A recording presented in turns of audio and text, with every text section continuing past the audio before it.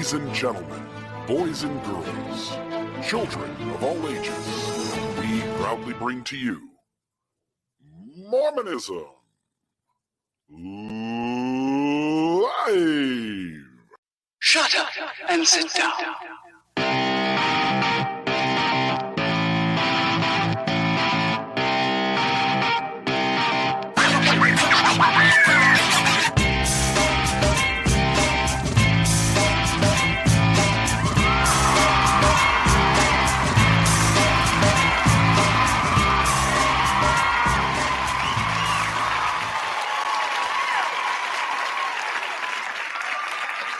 Hello, good evening, everybody.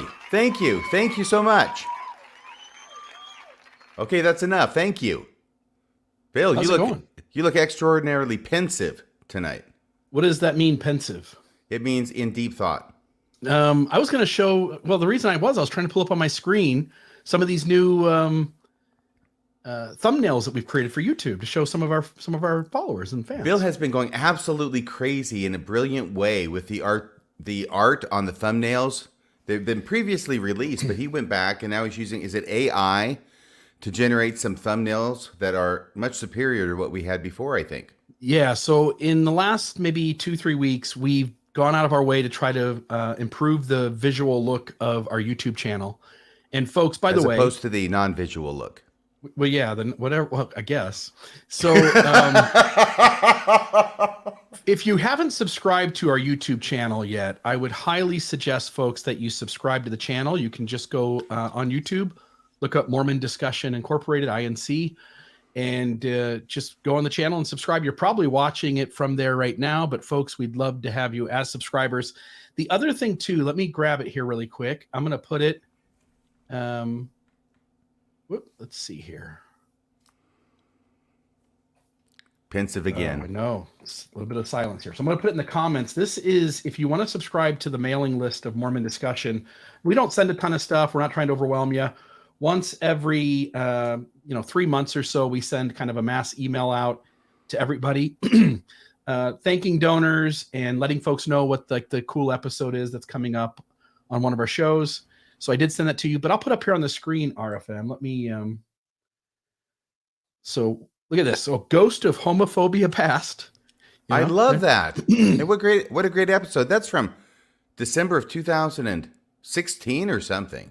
Yeah. And I'm having a lot of fun with this. We hired somebody, we're paying them a few bucks to redo our header on our YouTube channel. They're also helping us with some of the thumbnails, but I've been creating most of them, and I'll show you here some other ones. By the way, can you go back to that last one? Because did they intentionally misspell homophobia? Oh, that's me. I did that. So I'll have to fix it. No biggie. I'll fix that tonight. Homophobia. I thought it was being intentionally clever. No. It was being unintentionally clever. Not at all. Unintentionally clever. So if I'm ever clever, it's unintentional. Nothing ever gets past you, does it? Who is in apostasy? I don't know. You wouldn't know, would you? You wouldn't know what it doesn't get past you. Who's in apostasy? The apostates or the church? You've got Jesus there having a good time. Here's one: Rock Waterman Unplugged. So he's a good-looking man. I'll tell you that. He is. He looks like Dennis Weaver from his McLeod days. There you go. The Rules of Evidence. That's part 1. This was our conversation with Lindsay Hansen Park, the troubling aspects of Joseph Smith's polygamy. This is one that I did use the artificial intelligence, and it always the program I use intentionally always leaves like little flaws. So if you look at these folks' mouths, sometimes it comes out perfect, but those mouths are not normal looking. But here's a good one. Okay, wait a second. I do want to talk about this one with the grapefruits, but the one before. Are you saying that those women, the 5 women behind Joseph, that they and Helen are Mar not Kimball. real women? Don't forget young little 14-year-old or 14-year-old Helen Mar Kimball there. Right. Now, I've seen that picture before. Is that AI generated as well? No, Joseph Smith and Helen Mar were created by, I don't know, Jonathan Streeter or somebody. Okay, but the other 5, those are artificial intelligence. Yeah. Those are not real women. Those are not real women, and I'm not going to say much, but yeah, those are not real. Okay, got it. Okay, so, and then this was one of my favorites. Why is that one of your favorites? I don't know. It's provocative. It's called Fair Mormon and TITS. Yeah. And there is a woman who's holding, Grapefruits. it looks like grapefruits. Yeah, they are. And she's holding them. She's doesn't have her shirt on, but she's holding them in place of what would be there. And then I thought I had one last one. Oh no, that's not it. That's nothing. I'm sorry. I don't know where that one came from. Wait a second. What is that? This was me taking Kwaku, Cardinellis, and Brad Whitbeck, and I made a transparent background behind them, and then I put them on the kiddie ride at the park. Well, you could put them at a shooting gallery for all of that because they're protected. Yeah, they've got their vest on the outside, which is the best place to have it. Yes. That way, you shooters know exactly where you want to shoot if you want to hurt them. So anyway, there's that. So there's all of our fun for the night. Probably not, but at least to get us started. Well, absolutely. We've got a fantastic guest on tonight's show. And this is a man who needs no introduction, so I'm not even going to introduce him. Just bring him on. All right, here we go. It's Jim Bennett. With no introduction. Jim, how are you? I'm doing well. How are both of you? Excellent, my friend. I'm great. I'm glad they're allowing you to podcast from inside the jail now. Right. Well, I'm up in my attic because this is where my wife says I will bother people the least. It's also where the asbestos insulation is, isn't it? It is. It's actually, I have twin boys, and this is their room. And I'm glad you cannot see the floor because it's a little bit disturbing in terms of how messy it is. So all you can see is this nondescript background, and of course, John, Paul, George, and Ringo there in the corner. So, well, it is so great that you're here, Jim. We're going to talk to you about your recent visits to Midnight Mormons, because not this past weekend, but the weekend before, you made not one, but two correct appearances on their show. Is that correct? That is correct. The first appearance was less problematic than the second. Yeah. So we're going to be playing clips from that, and then we'll be talking about it. This is going to be a lot of fun. By the way, everybody, I want you to know there is a key point that we're going to be making in tonight's show. And we're going to be having a lot of fun around it. But when we get to that key point, I'll be pointing it out just in case you don't recognize it. I think it'll be pretty obvious. But the first thing I want to talk about is this clip. Now, was it Saturday and then Sunday you showed up on Midnight Mormons, or was it Friday and Sunday? One or the other. One or the other. I'm pretty sure the second one was on a Sunday night. I know the second one was on a Sunday night. That's the one everybody knows about. Yeah, it's the other one I was confused about. I don't remember if that was Friday or if that was Saturday. I think it was Saturday. I think it was 24 hours between the two. But, so let's say it was Saturday and Sunday. So on the Saturday episode, we've got a clip here, and I'm going to need to find out your thoughts on this, Jim. Okay. Do we have that ready to go, Bill? So this is timestamp 6 minutes and 55 seconds, correct? Well, let me just double check since you asked so nicely. 6:55 to 8:48. Yes, Cardin Ellis seems to be in a mood to upbraid you, Jim, about your activities in your private life. Okay, here we go. Let me make sure it's unmuted. There he is. Jim, about how he... Let me do one more thing. I'm going to change this over to the Roadcaster. Yeah, I love that this was the trial of Jim Bennett. That's the name of it. That's good. Yep. Thanks. For anybody who wants to go back and watch this in its entirety, it is called The Trial of Jim Bennett. It is up there in the upper left-hand corner. So this is Cardin, and he's talking to you. This is before you got relegated to the attic, I guess, because you got books behind you here. Yeah, that's. But I'm not mirroring the image. Never mind. But yes, that's my cooler look than this one. Okay, here we go. Now I can't hear Cardin. Can't hear it. This is probably a better way to watch it. Hey, was there no sound, RFM? No sound. Let me do something else. Let me try. Yeah, the first time you started playing that and then you stopped, there was sound. Yeah, let me try here. Yeah. Screen, system audio, share. Yeah, that's because it was playing over my speaker, but let's 6:55, right? Well, once again, yeah, 6:55 to 8:46. Okay, here we go. Let's see if this works. Anything? I can't see video either. Okay. Yeah, I gotta put the video I gotta put on, but let's try this.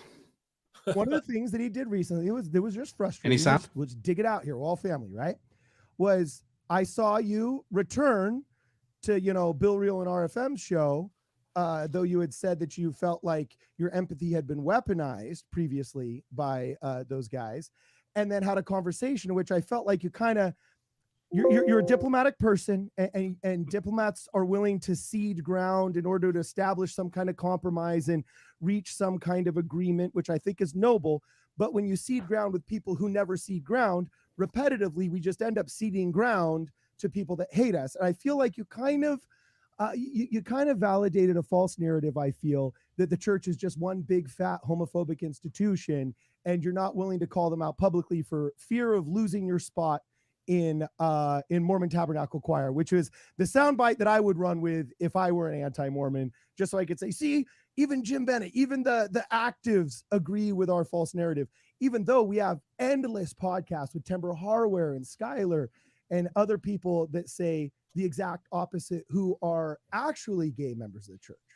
So is it possible, Jim, you think that maybe in the modern day, our desire to be diplomatic can be weaponized against us?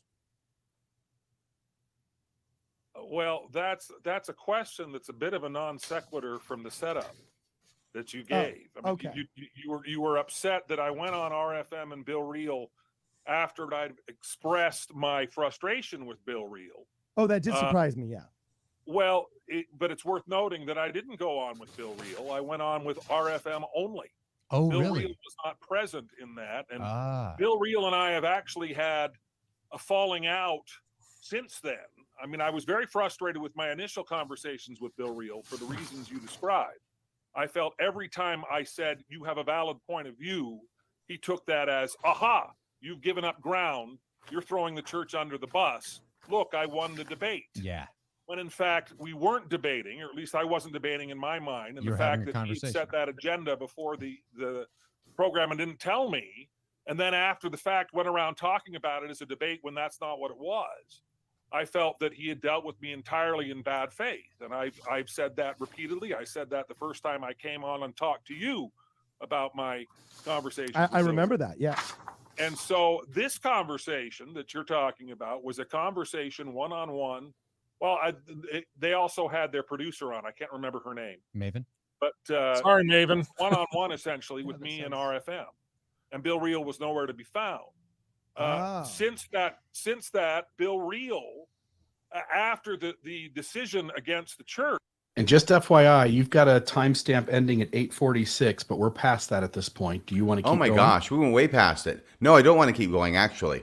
We've got another clip that we'll get to. Yeah. But I'll tell you, I can't tell you how delightful it is to watch this exchange from 10 days ago when I've got Bill and you, Jim, on the same, whatever you call this, the same screen, watching it. Yeah, well, and I want to say publicly that I'm in a different place 10 days later than I was 10 days ago. When you approached me, RFM, about coming on, I said, Jim, I'm uncomfortable. Oh, can you Jim, not hear me? Yes. Jim, it's okay, because I want to get into this after the next clip, because that's really going to throw it into sharp focus. The thing that really shocked me about this is that Cardin, with his very long kind of question, where he's upbraiding you for coming on the show with me and Bill, it's just that he hadn't even watched the show. Yeah, he clearly, and he was framing it in terms of homophobia, which I don't think we even discussed at all last time I was on your show. I may have, I don't remember. Maybe I didn't watch the show. But it was just sort of this scattered, how dare you talk to these people? How dare you have any kinds of conversations?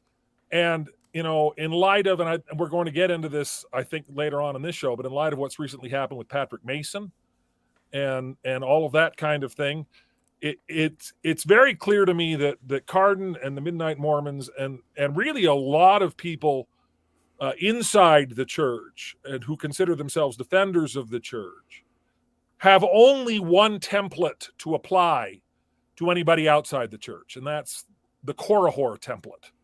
everybody who leaves the church, everybody who's critical of the church, is Korihor, an antichrist who secretly knows the church is true, but has made a deal with the devil to tear it down anyway. And I think that's how they see both of you. And so every time I talk to them, it's always, why have you talked to John DeLynn? Why have you talked to RFM? Why have you talked to Bill Reel? Don't you know these people are the worst human beings on the face of the earth, and they're all Korihors, and you shouldn't even give them the time of day. So I think that's kind of what was happening there. And just to note, you make mention that you don't think they paid close attention to the actual conversation that you had on Mormonism Live with Radio Free Mormon last time. Well, and I'll just say that they didn't know that you were not there. So they never watched it. And none of them did. Brad has the same surprised look on his face. It's kind of a common look for Brad to have on his face, is this surprised look. But Brad has the same surprised look on his face that Cardin does, that you were not there on Mormonism Live when Bill showed up. Right. And this isn't the first time this has happened. If you remember when we did the Steel Man, Straw Man episode, RFM, the Midnight Mormons created a straw man argument around spiritual experiences, what I was making, right? And then we did a response where we did the episode called Steel Man versus Straw Man. And then they did a response to that, but all they did was say their original argument again. It was as if they had not watched the episode at all. And like Jim mentioned, I also agree that these guys don't seem to really do their homework. They seem to wait for somebody to tell them something, and then they repeat it as if they participated in the watching of the thing, but they actually don't watch it because you can tell by the words they use that they weren't observers to it. Yeah, it appears that show prep for Midnight Mormons does not include watching stuff or reading stuff they're going to comment on. No. Well, I do want to point out that Cardin takes his responsibilities as the master of ceremonies very seriously. And he does quite a bit of prep. He's got all of the technology to do all of this. And I think he's really quite talented in terms of his ability to keep the conversation going. So I don't think it's just that they're not interested in prepping. I think it's that they're just not willing to pay any attention to anybody that they see as a Korihor.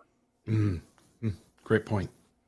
Yes, it is. So can we go to the next clip? And then I want you to tell this story, because this next clip is going to be incredible. You're going to be wondering why after this next clip. Jim Bennett is here on the show on Mormonism Live tonight. And this is timestamped 10 minutes and 36 seconds. Yes, sir, to 11:10. So this is less than a minute. So my frustration with Bill Reel is I think a whole lot more than yours. And this last conversation did not involve Bill Reel, and unless something drastic changes, I don't foresee any future conversations with Bill Reel. Although I continue to be friendly with RFM. We exchange texts every once in a while. For some reason, he thinks it's fun to text me during conference when I'm sitting in the choir loft, and that makes him feel like a big deal that somebody in the choir loft is texting him back. That's funny. I will say, I've been frustrated. That was it, Bill. Okay. Yep. So, Jim, do we get to talk about what it was that we actually texted back and forth? I can't even remember what it was, and all I know is that all I texted you back, I mean, I was using my Apple Watch because I can't pull out my phone up there. And so I got your text, and I think I just texted back a reaction of ha-ha. That is exactly correct, sir. Yeah. And this is not from last conference, but the conference before, when there was just a minor hubbub made about this sort of tall black bar stool that President Nelson was using.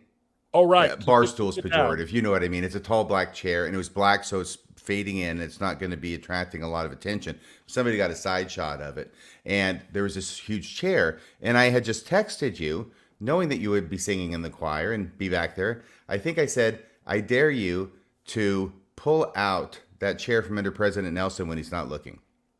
Yeah, so maybe a ha-ha is probably too apostate to have texted back to you, but that's pretty much all I could muster.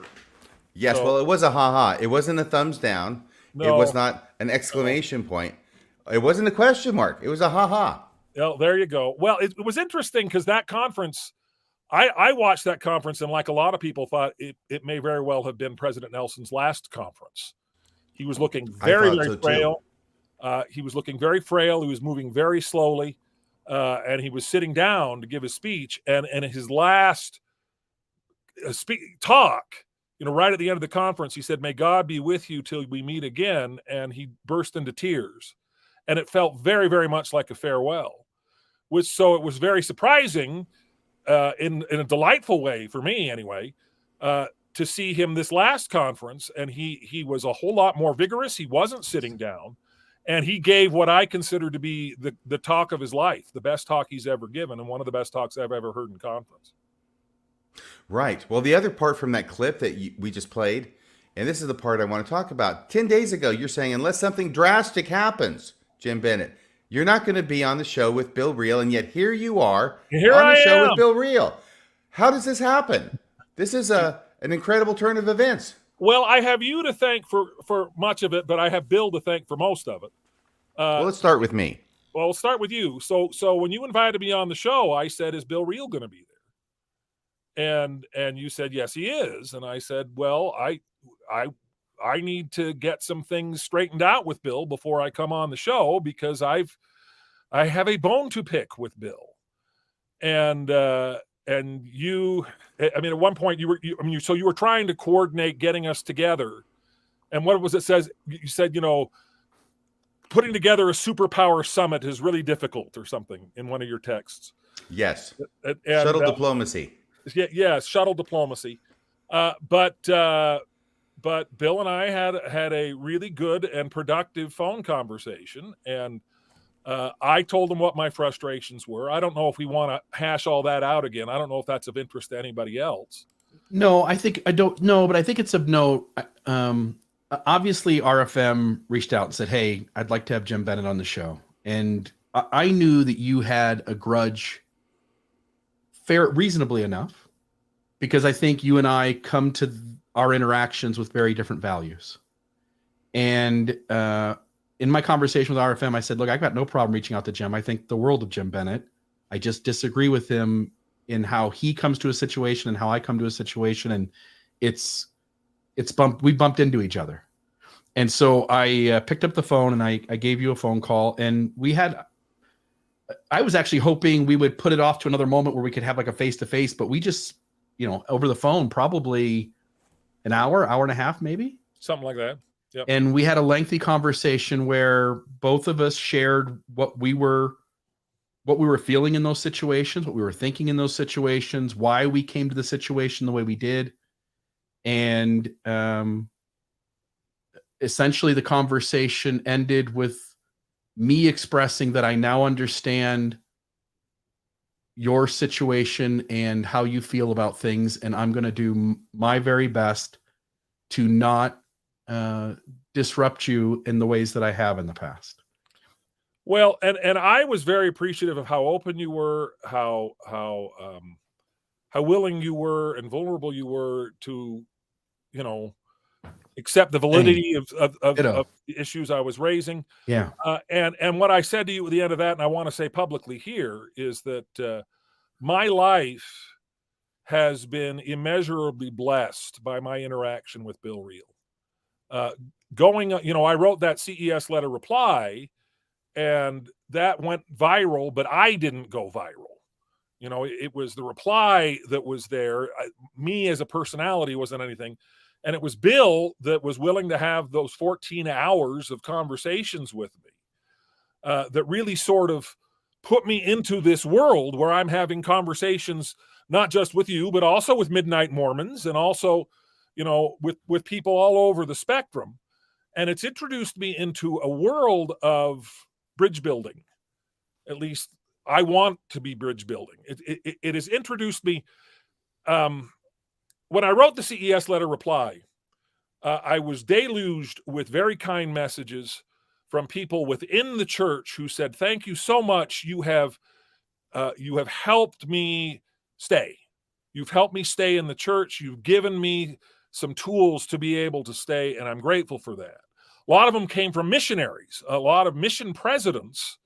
I've gotten word, I'm very humbled by this, but I've gotten word that several mission presidents have assigned my CES letter reply as required reading for their missionaries. And so I get all these friend requests and messages from missionaries I don't know everywhere, and it's really kind of fun.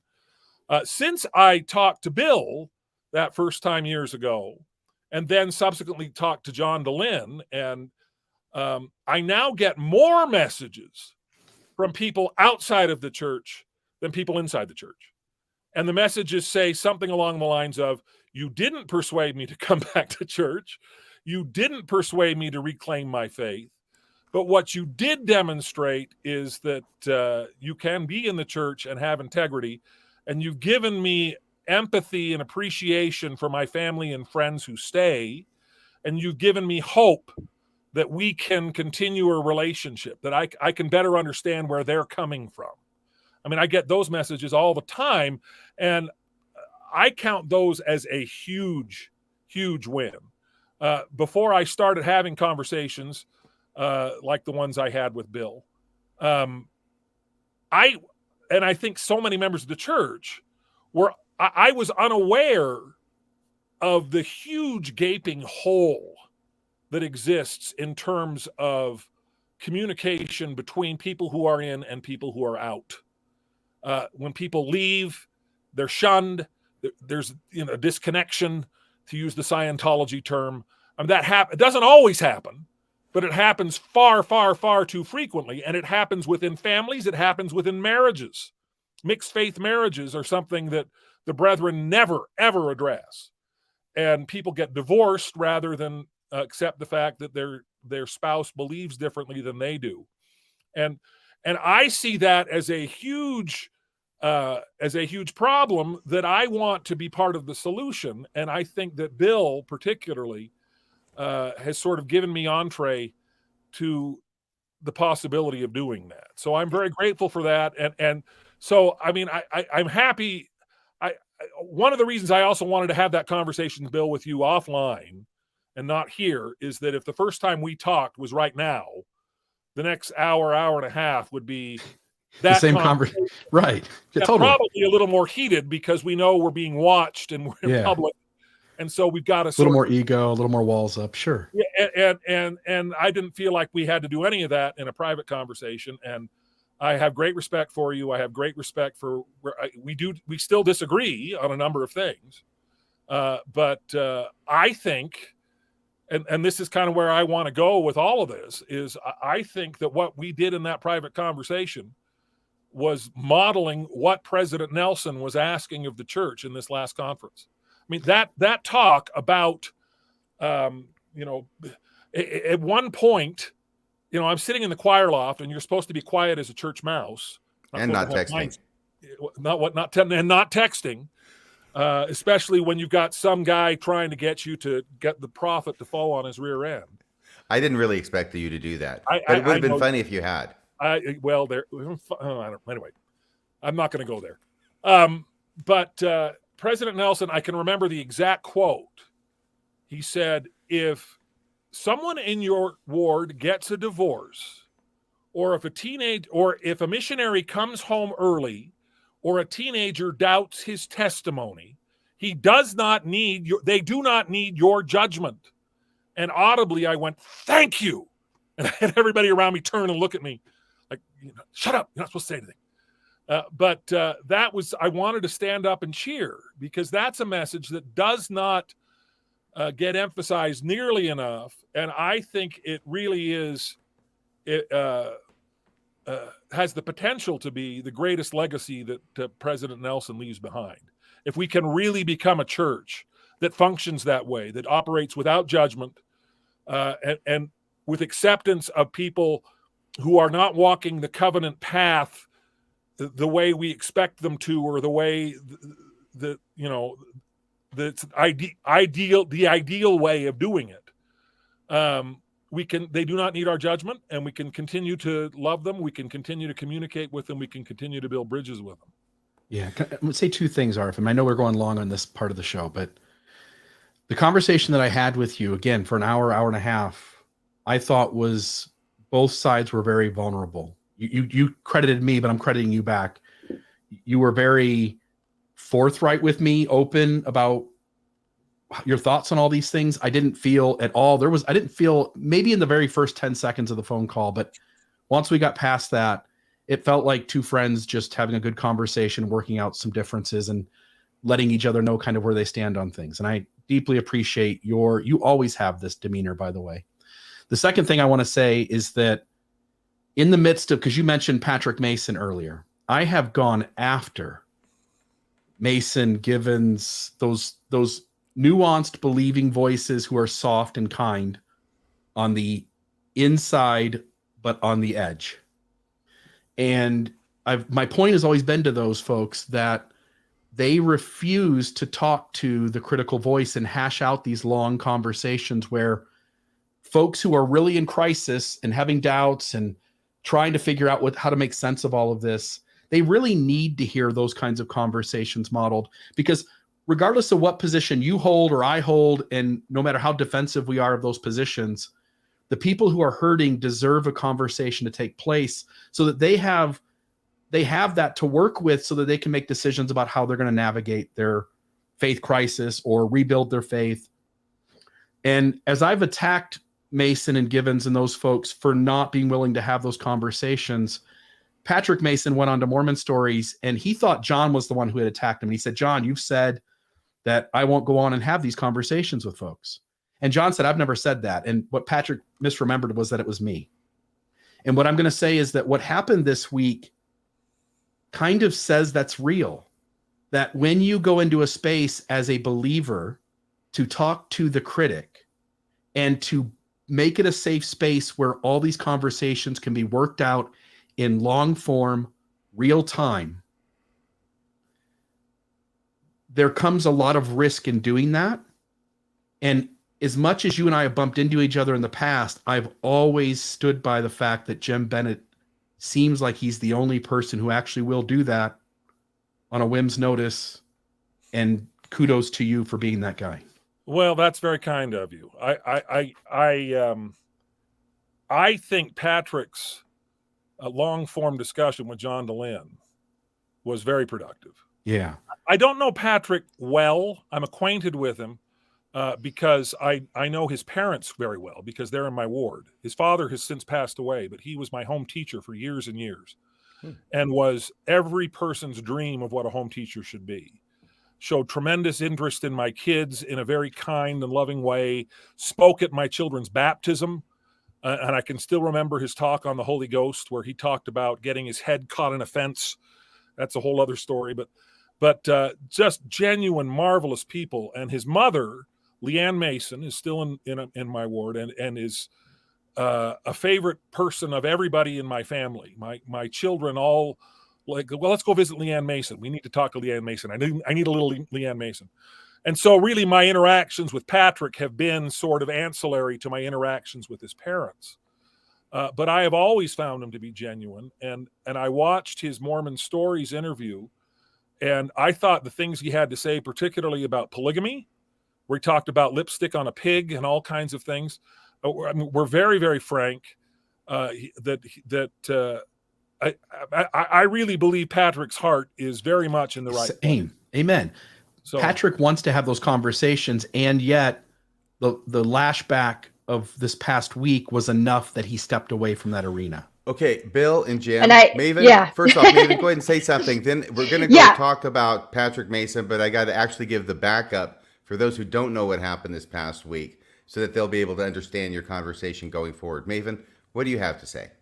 So I just wanted to say that the discussion that we're having tonight is specifically around the ability to have conversations like this, for our show to have Jim on, for Mormon Stories to have Patrick on, etc. And I guess I'm getting a little bit frustrated that while there's a lot of compliments for Jim going on in our chat now, there's also a lot of vitriol. And I'm going to say right now, it's not okay. If you have a point to make, that's okay. But if you want to ad hominem Jim Bennett for being here because he's not where you want him to be, you're just going to get blocked. So, I just really want you to think about the conversation. And I think you guys aren't paying attention, because I feel like it should already be figured out what the purpose of the episode today is. And I don't know if you're just not listening or just not thinking about it, but like this is exactly what we're talking about here. And I know I guess some of us love it when it's the believers who are the ones who won't let things like this happen. But when you're over here on our side and you're doing the exact same thing, you have no higher ground here.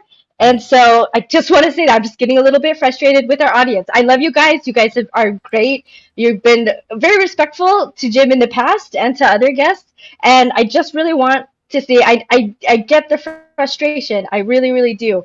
But I mean, even I was polite when I had a disagreement with Jim about something that he said on the show. I didn't rail him for it. I just listened, and I'm just asking for our audience to do that as well. That's my piece. Go ahead, RFM. I just quickly, Okay. I've learned. I'm sorry, RFM. I'm not trying to step on you. Reading the comments is what got me into trouble on Midnight Mormons. If I hadn't read the comments and hadn't reacted to one particular comment and reacted badly on my part, the comment actually wasn't bad, but I recognized the person making it and went and called her a name. So yeah, reading the comments always gets you into trouble. That's all. Yeah, and we will get to that part too, because if that hadn't happened, if you hadn't made that ill-considered comment, you wouldn't be on the show tonight, and we wouldn't have gotten the smoking gun that we're going to get to. Absolutely, bringing you two together. I feel like Sinatra bringing Martin and Lewis back together. Well, so which one of us is Martin and which one of us is Lewis? That you're going to have to find out amongst yourselves. You get to be whichever one you want. Well, obviously, Jim, you're Martin because you're the singer. I have a picture that I showed to Henry B. Eyring in the first presidency after my father passed away. It is a yearbook picture of my father and Henry B. Eyring in high school. My father was Dean Martin and Henry B. Eyring was doing his best Jerry Lewis and has the whole face and everything. Oh, lady. And he even mentioned it when he was speaking at my father's funeral. He says, yes, they came and showed me this picture. Let us never speak of it again. He was really good-natured about it. But that picture exists. I think it's one of the featured pictures on my Facebook page. Oh, great. I don't watch the live chat while the show's going on because it's too distracting. But as long as Maven's brought that up, let me just go ahead and say that one of the things that I found questionable is a nice word for it about Cardin upbraiding you for what you do in your personal private life and what podcasts you choose to go on, and thinking that he has a place to sort of upbraid you over your decisions. It just seems like this massive boundary transgression. There's probably a simpler word for it, like overstepping your boundaries and thinking that you have this position. And I think it's kind of endemic in Mormonism, at least that's my experience, that a lot of times if you're Mormon, you sort of feel like you have the ability to tell other people how to run their lives if they're in the church. And I would not want our live chat to be making the same kind of what I consider to be a mistake as Cardin was making, to try and tell you what it is you need to do in your personal life. Because, my God, you're a grown man. I almost put a word in the middle. But you're a total grown man, and you get to make your own decisions. Can I just add one other thing, which is if I go back in time to those early interviews on Mormon Stories where Richard Bushman sat down with John DeLynn and Terrell Givens sat down with John DeLynn and Brant Gardner, and those conversations were foundational to me being able to work things out. And so creating spaces where folks like Jim Bennett or Patrick Mason can have conversations with intelligent, informed voices on the critical side as well, I think they're a huge service and a huge benefit to people who are in the midst of the angst of that dark night of the soul. Well, they certainly were for me, and particularly your Mormon Discussions episodes, Bill, where you seem to talk nonstop for a period of time about the dark night of the soul and Fowler's stages of faith. Yeah. And I could not hear enough of that because I was going through it myself, and I'm going, this is what it is. This isn't just me. This is a fact of life. This is what everybody goes through who has been, well, in a religion. It doesn't have to be a religion, but usually it is. A devout believer in a religion who then starts questioning, and you're wondering your whole world is falling down. And is this ever going to stop, or am I going to be cast into oblivion as well? But no, this is just sort of like a thing that you have to go through until it gets better. I hope everybody has a midlife crisis. Is it a midlife crisis? It is a sort of thing. Yeah. I mean, there's the first half of life. 108? Yeah, really. I think I'm having an end of life crisis. Yeah. But once again, so glad you're here. So glad we took care of things in the live chat. And They rarely pay attention to what we're doing on the screen. I found when I go Yeah. back and review, They're they're just having their own they're just playing separate- games with each other. They have, yeah, it has nothing to do with what we're talking about. They just show up to have fun, and I think that's great. But we got another clip here from the show, and I'm going to have to comment from Jim about this because Cardin made what I think is the most controversial statement in the history of Midnight Mormon. What? I don't know that anybody else noticed this statement other than you. If Well- it's the statement I'm thinking it is. Well, then I'm glad I watched it because it deserved to be noticed. All right. Here we go. So this is 45:15 to 46. Yep. Put it up on the screen. Let me get rid of that. And here we are. You know, one of the big, the reason why RFM lost the debate is because he single-handedly exposed the false narrative that secularism, and especially the LGBTQ lobby right now, is the kind alternative to a cruel, strict, and dogmatic Mormon faith. Because when asked, you know, do you have any responsibility to these people once you tear down their faith and you deconstruct their faith and you do this whole postmodernist attack on their faith? When asked that by Sean McCraney, he said, no, I should be able to criticize as I see fit without any of the repercussions on me because these people are adults. And he kind of made that whole they're in their lane, I'm in my lane, free speech libertarian argument. Hey, Bill, we can actually cut it here if you want. Moral. Yep. And it was 46-minute mark. Yep. Yeah, we're running a little bit long here, and he's already said the controversial part right out of the chute there. Well, there's The reason RFM lost the debate, he's taking that as a given. Now, Jim, it's funny. I'm looking at you on the you're frozen here, but you're down here. Okay, never mind. He didn't give you a chance to respond to that. That wasn't the question. It was simply a very long statement on his part that I lost the debate. So I wanted to give you the chance, since Cardin didn't, I wanted to give you the chance to respond to the statement that RFM lost the debate. Oh, I was at the debate live. I was physically there. I think that's the first time I'd met you in person. I think you sat right behind me. Yeah, my wife was there with me. I had a cousin that was there with me. And this is going to sound a little too diplomatic, but I'll get a little more pointed as we go. The idea of anyone winning and losing debates is an entirely subjective decision. I found in my time in politics that the person who wins the debate is the person who can answer the question and not make a fool of himself. And so Trump, for instance, I think won debates even though what he had to say was absolute nonsense. It has nothing to do with content. It has to do with how well you present yourself. It has to do with how flustered. The minute you get flustered, the minute you get angry, you lose the debate. You know, that kind of thing in my mind. So it's such a subjective determination one way or the other. And debates to a large degree are so pointless because nobody changes their mind. Everything is just reinforced. So that said, I don't think there is any way anybody in that room would have said you lost that debate. Well, and part of that was it was your crowd. It was not their crowd. And they had alienated the crowd when they walked in with those stupid bulletproof vests. You know, I came in late and I saw them and I saw the vests and I leaned over to the guy next to me and like, what are they wearing? What is that? And it was just like they're wearing bulletproof vests. You know, I mean, so these guys On the outside. On the outside. It was just ridiculous. It was ridiculous. And so they set the tone right at the outset. We're not afraid to be absolutely ridiculous. And so, so from the outset, they started with two strikes against them. And as the debate went on, again, I don't need to evaluate the arguments. I don't even remember specifically the arguments. I only remember the times when people said things that were really, really stupid. Like when Kwaku talked about the idea of John Dee's folk magic being something that all Mormons believe in. And I was like, what? What now? What are we talking about? You know, and I just thought that's ridiculous. And I don't remember you ever saying anything patently ridiculous. I can't remember you saying anything brilliant either. I don't remember any of the content. I do remember you being funny. And in fact, at one point, you saying, well, the difference between you and me is I'm really funny. And that got a huge laugh.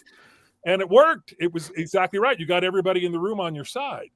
But the third strike against them in that debate is I've taken from Dan McClellan's constant use of the word univocality when he talks about the Bible, that the Bible is not univocal. There is not one consistent voice. You were one consistent voice because you were one consistent person. And they were three, sometimes at odds with each other, voices, saying disparate things. Cardin would sort of try to say something, and then Brad would try to clean up after him, and then Kwaku would wander off into the wilderness. And it just became this sort of, it was unfocused. They did not have any univocality at all. They did not have a univocal message. And so if they didn't already look ridiculous with the bulletproof vests, they were just hard to follow and scattered. And so I can't imagine anybody walking out of that and saying, well, my goodness, RFM certainly lost that debate.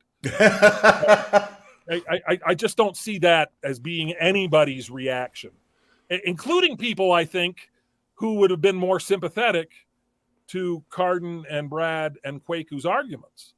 The arguments, that's the problem with debates. The argument itself, the content of the argument, ultimately doesn't matter.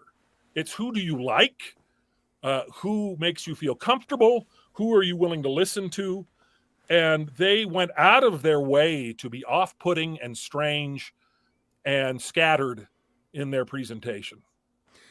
Well, Jim, as much as I'm enjoying this segment of the podcast tonight, they probably won't play this clip, right? They probably won't play this one. Okay. No, the good thing that we already know they're not going to watch it. That's right. That's right. They'll know I came on, and they'll decide that I'm a terrible person because I walked out of the last podcast I did with them. So I thought you just went to walk your dog after your wife told you to get off the podcast. Well, I mean, that was really kind of, she had told me to get off the podcast 10 minutes before I did. She came in and she's like, why are you talking to these people? Why are you doing this? And the reason why is because he was talking so loud, the neighbors at the end of the block were calling. Right. I was. And then so I stayed on, and then she comes in and she goes, get off. What are you doing? Get off. And I just went, okay. Sorry, guys. I got to go. And he did. And I did. And I have not, nor do I intend to, I have not watched the podcast past the point of my departure. Yeah. So I just don't really have any interest in that. And I texted Cardin, I texted Brad. I haven't talked to Kwaku in any way. But after the podcast, and we went back and forth on a few things. I don't have any animus towards any of those guys. And I think it would be easier for me to get back on the podcast than it would be for me to make peace with Bill Reel, which we have done. I mean, I don't have any sort of, there isn't that kind of an issue. But I don't think I should go back on their podcast until they recognize the reasons why I stepped away from it. Because I think they fundamentally misunderstood why it was so important not to create a moral equivalence with DesNat. Right. And I think we'll talk about that in this podcast. Yeah. Yeah. And so this was actually the second time that you were on the show, but let's go to this clip now. This is really the clip that caused it all. And this is right toward the end of the first time you were on this is Midnight Mormons by the way, past weekend. I own this. This is when I step in it completely unnecessarily. This was a huge mistake on my part. Okay. I didn't think it was that bad. I thought it was well put, actually. But this is 108.15 to 108.50. So this is 35 seconds, and this is what starts it all when Guatemax makes a live chat. What do you call that? A super chat? Yeah, well, so apparently if you pay $10 to Cardin, he'll read your chat on the air. And she had paid $10 to do that. Yeah. Lots of people do that. Yeah. Or in other words, read the super chats on the air in order to encourage more of them to be made. So do we have that, Bill? Did you get that time code? Here it is. Yep, 108.15. Thank you so Anyway, much. Check this out. Oh crap! One last super chat. I was going to ask one last question to Jim, but Guadamax says if there's going to be a music video for Javelins, then it has to be heavy power metal. Yes, if you give us the music to Guadamax, that guy's a Desnat loon bat. well, it's actually a girl. That's my most whoever she is. I've seen her all over Twitter, and I'm not a fan. Oh snap! Well, watch out. You might just be in some meme tomorrow. See, I'm not loving it all. I'm a hard, evil, wicked, terrible person. Well, so here's the deal. Before we go, should we? Progmo Jim. That's kind of a loving Donald There Trump. we go. That's good, Bill. Yeah, there's nothing else after that. Yeah, so this is really fascinating to me that you call Guadamax a Desnat loon bag, which no, she I is. did not. I called her a loon bat.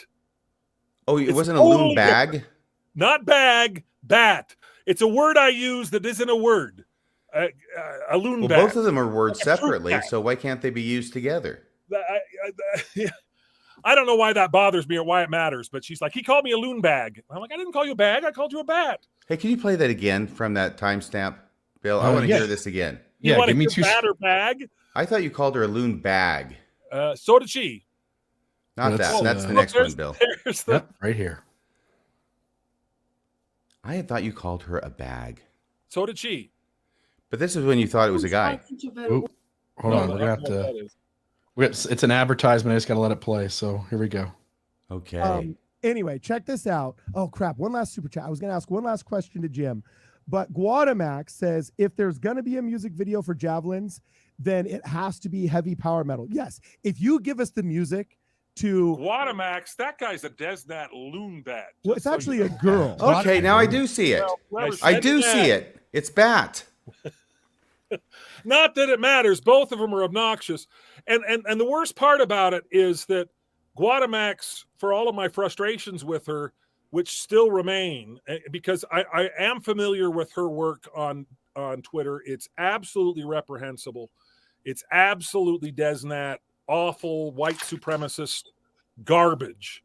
But this comment was she was being very kind. She was referencing this video that I'd made 15 years ago for Award Roadshow and saying, hey, I want to add some fun music to it. I want to add some animation to it. And so she's saying something nice to me. And what do? I call her a loon bat bag. You know, it's a loon bat bag. Are you changing I added it now. I she's added a loon the bat bag. So, you know, so that was a huge mistake. There was no reason for me to do that. I shouldn't have done that. But that launched what came after. It is interesting because I did not know up until this point, when you're able to identify somebody's handle, Guadamax, as being Desnat affiliated, I did not know that you had spent a considerable amount of time on Twitter fighting with the Desnat loon bags. I have since taken to blocking. I block far too readily. I get a lot of people, hey, Jim Bennett blocked me. I'm like, yeah, I did. Because when I used to argue with Desnat, it's like arguing with a swarm of bees. It's like you say something and then 10 people say something just hideous again, and you try to respond to the 10 people, and then 10 other people, I mean, they just gang up on you like a swarm of bees. I think it's changed now because Desnat has been so decimated as a formal hashtag. Desnat exposed, revealed who a lot of these people were, doxed them, and they all lost Robert Boylan. Who? Robert Boylan? Yeah. Just by the way, for the record, Jim and Bill, Robert Boylan, you are a Desnat loon bag. Go ahead, Is he a bag or a bat? He's a bag. Yeah. Okay. But you know, the founder of Desnat lost his job. The guy up in Alaska who is the assistant attorney general lost his job. All these people lost their job, and so very few people now actually use the hashtag. And I know they don't use it, but they continue to do the same thing, and that's exactly what Guadamax is doing, isn't it? And that's exactly. And Guadamax went on to say, "Oh, I'm not Desnat anymore. It's just all of my followers are. All my followers are. Everybody who listens to me is." And the hateful rap that I made about Jim Bennett was made by a Desnat and references Desnat and references blood atoning people with muskets, which is a huge Desnat theme. But I'm not Desnat. And it's like, look, I mean, that just doesn't fly. Of course you are. You still believe everything. The fact that you're not willing to use the hashtag anymore because you don't want to lose your job doesn't defang the evil. And I don't use that word lightly, but the evil that is at the core of Desnat and the cancer and the rot that Desnat represents at the heart of the church. Okay, so now we've got to get into part 2 of the story, which is Saturday of the weekend before last. You're on Midnight Mormons. I have to cycle through all the different podcasts in my head. Not Mormon Stories, not Mormonism Live. It's Midnight Mormons.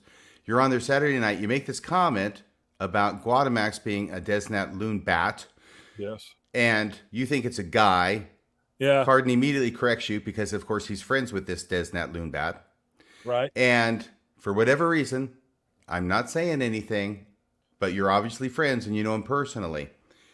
He accurately predicts that you're going to have a video. He calls it a meme. I call it a video made about you within the next 24 hours. Guadamax apparently took that as a challenge. Yep. So she put one together, and then she put it up, and then Cardin gets you and Guadamax herself to come on the show together on Sunday evening.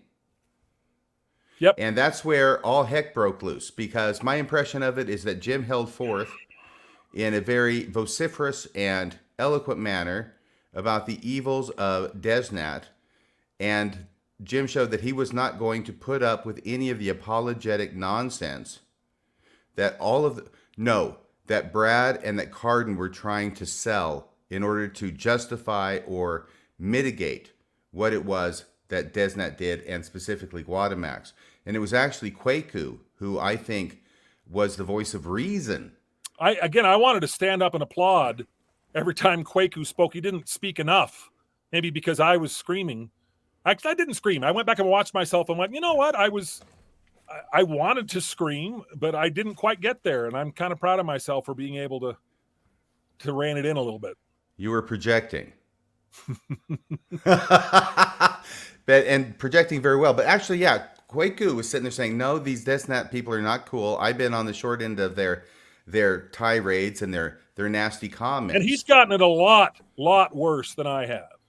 I mean, they took a poll.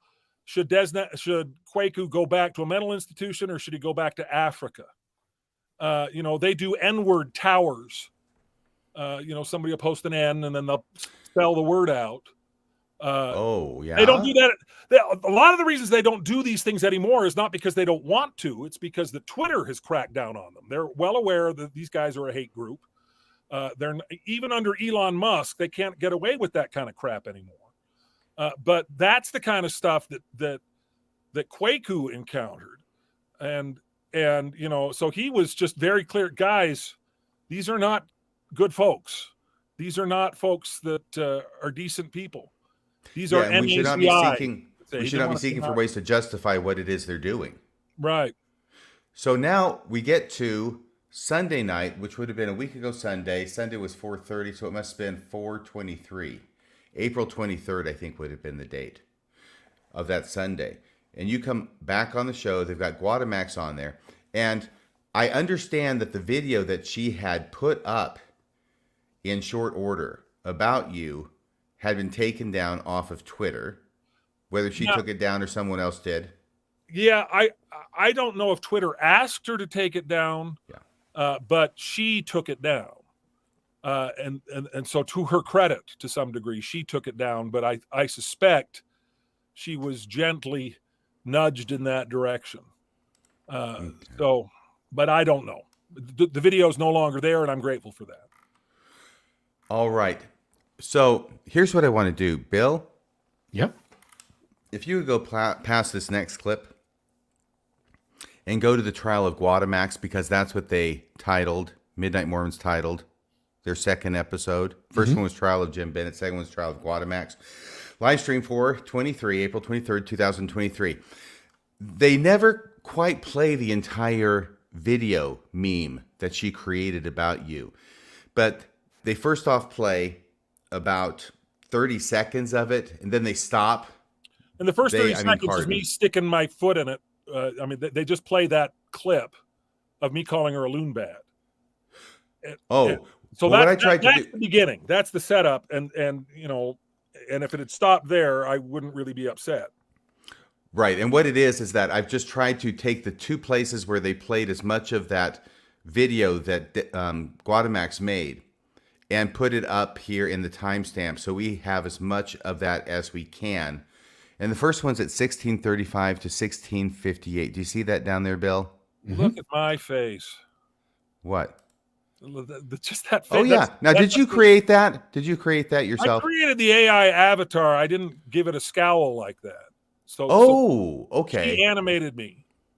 But the AI of me looking like Donald Sutherland getting a mugshot, I created, and she took it and ran with it. A healthy Donald Sutherland, though.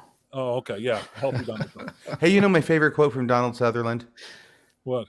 The trick to acting is to tell the truth. And once you can fake that, you've got it made. There you go. All right. You ready? Yep. Yes.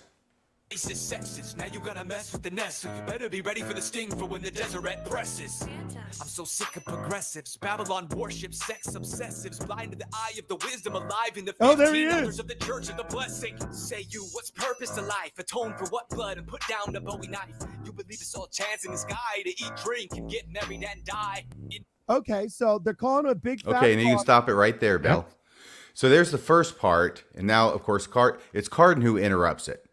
But now, if we can go to the next clip where they pick it up again. Very quickly, because I think reasonable people who have never spent a minute with Desnat wouldn't recognize that already they have said things that are beyond the pale. Okay, go for that. What are they? Because the rap is they're talking about me representing progressives. It's my face that's flying around with blindfolds and whatever. So I'm the progressive, and progressives tell us, hey, you're a racist, you're a sexist, put down the Bowie knife, don't blood atone people. I mean, that's what they're saying is they're making fun of progressives who are upset when they use imagery threatening to slit the throats of apostates, and progressive Mormons. And progressive Mormons. You know, I get lumped in now. I'm just as evil as you guys, apparently. Robert Bolin, who is done work with Fair Mormon, who's done collaboration with Things with Interpreter. It's Boylan, right? Robert Boylan? Yeah, he was part of that whole Richard Nygren thing. Put out an image, you know, a few years ago where he had Brigham Young holding a gun, and it was a threat towards progressive Mormons. So it's not just the apostates. They're going after, at least to some degree, believing active members of the Church of Jesus Christ, the church that they're a part of. That's right. And so Brigham Young, bless his heart, was prone to hyperbole on far too many occasions. And at one point gave a speech about, I want to take I have a Bowie knife here, and I want to go slit the throats of anybody who leaves this church. Now, I don't want to excuse that. That was inexcusable. In a 19th century context, I think you can get away with that.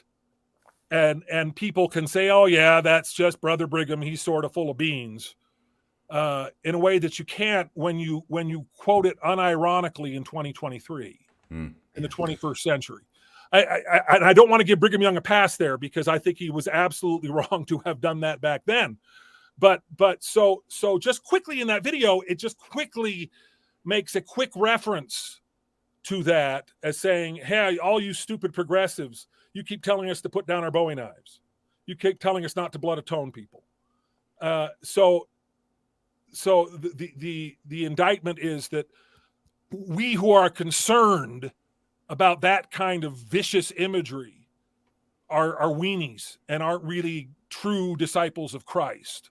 Well, you're not a true disciple of Brigham Young. We'd be willing, yeah. Well, and plus their whole thing, and this is in the video too, and I think it'll probably be in the clip you're going to show next. Their big phrase is Brigham Young did nothing wrong. Right. Where does that phrase come from? That phrase is a direct lift from Hitler did nothing wrong. That's exactly what it comes from. Brigham Young was a Nazi? No, I don't think Brigham Young was a Nazi. Because he was a little bit early for that. Yeah. These guys are appropriating Nazi imagery, applying it to Brigham Young, and using that to represent the church. And that's why I say over and over again, they do so much more damage to the church than either one of you guys could ever hope to do. We're number 2, but we try harder, Jim. If I go online and I've never heard anything about the church, and I bump into one of you guys, I will apply a discount to anything you say. Oh, these guys don't like the church. I got to take what they're saying with a grain of salt.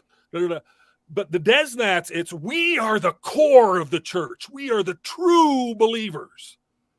And so you should take what we have to say as gospel, and what we have to say is we want to go out and murder every member of the church we don't agree with. Which one of those positions does more damage to the reputation of the church?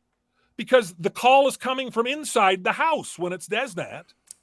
I mean, these are the guys who they are actively trying to represent the church, and they are representing it in the most reprehensible, worst way possible. I think to the New Testament passage where Jesus is hailed as the Son of God by a man possessed by devils, and Jesus is furious, and Jesus casts out the devils and says, "Get thee behind me, Satan," right after they say, "What have we to do with thee, Son of God?" Because when the message is attached to such a reprehensible messenger, it damages the message in a way that no critic could ever hope to do. And Desnat is burning down the church from the inside. Wow. And just to note, when Desnat in this rap song, by the way, the whoever the rapper is, I don't know how they did it, but whoever the rapper is, he does rap pretty good. And the music I thought was pretty catchy. Other than the lyrics themselves, I actually enjoyed listening to it. But when you have when you have Desnat making it absurd that people would be so weak as to call for them to put down the Bowie knife and to stop with the blood atonement talk, it also says that their message is the opposite, which is they completely advocate such. Right. We're gonna pick up the Bowie knife. Yep, and we're gonna atone the blood.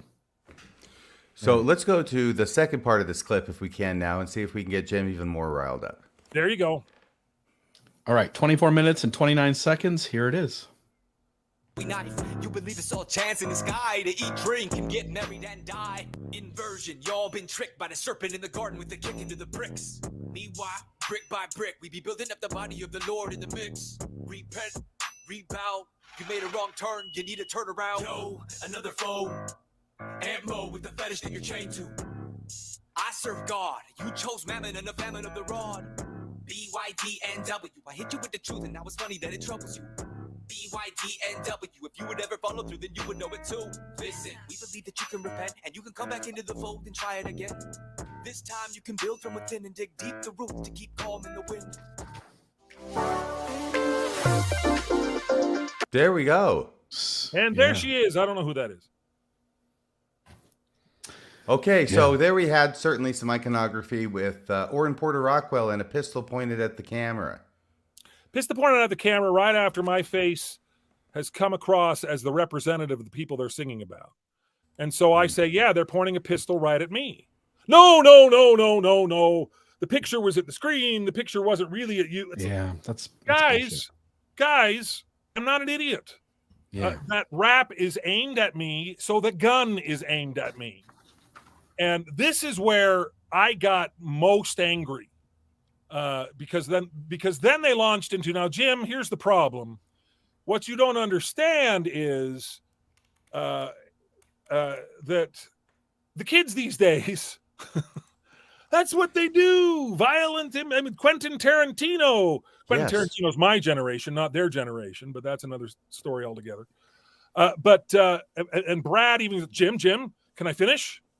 And I was like, okay, finish. And they go, have you ever heard of image flip?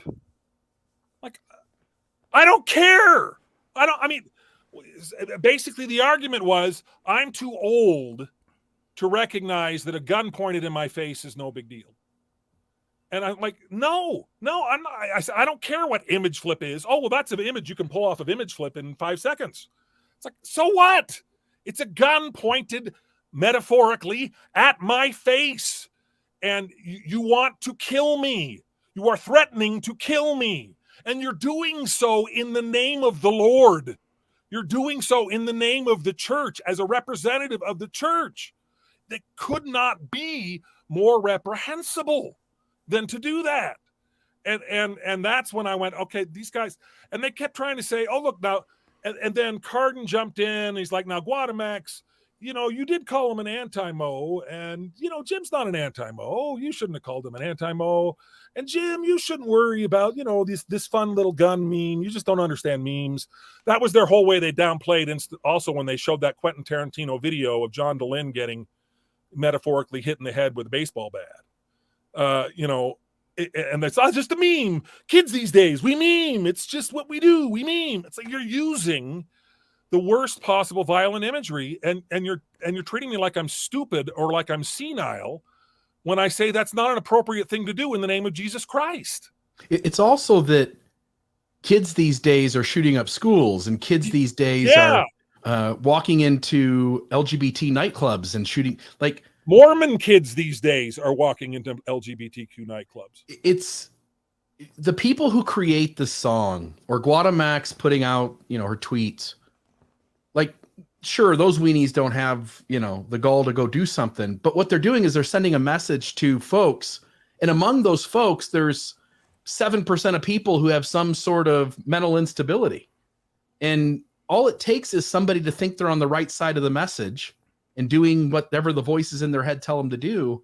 And you're setting up an entirely safe space where somebody commits an atrocious violent act on others and feels in their mind that they're justified. And that's exactly what Desnat is doing for these folks.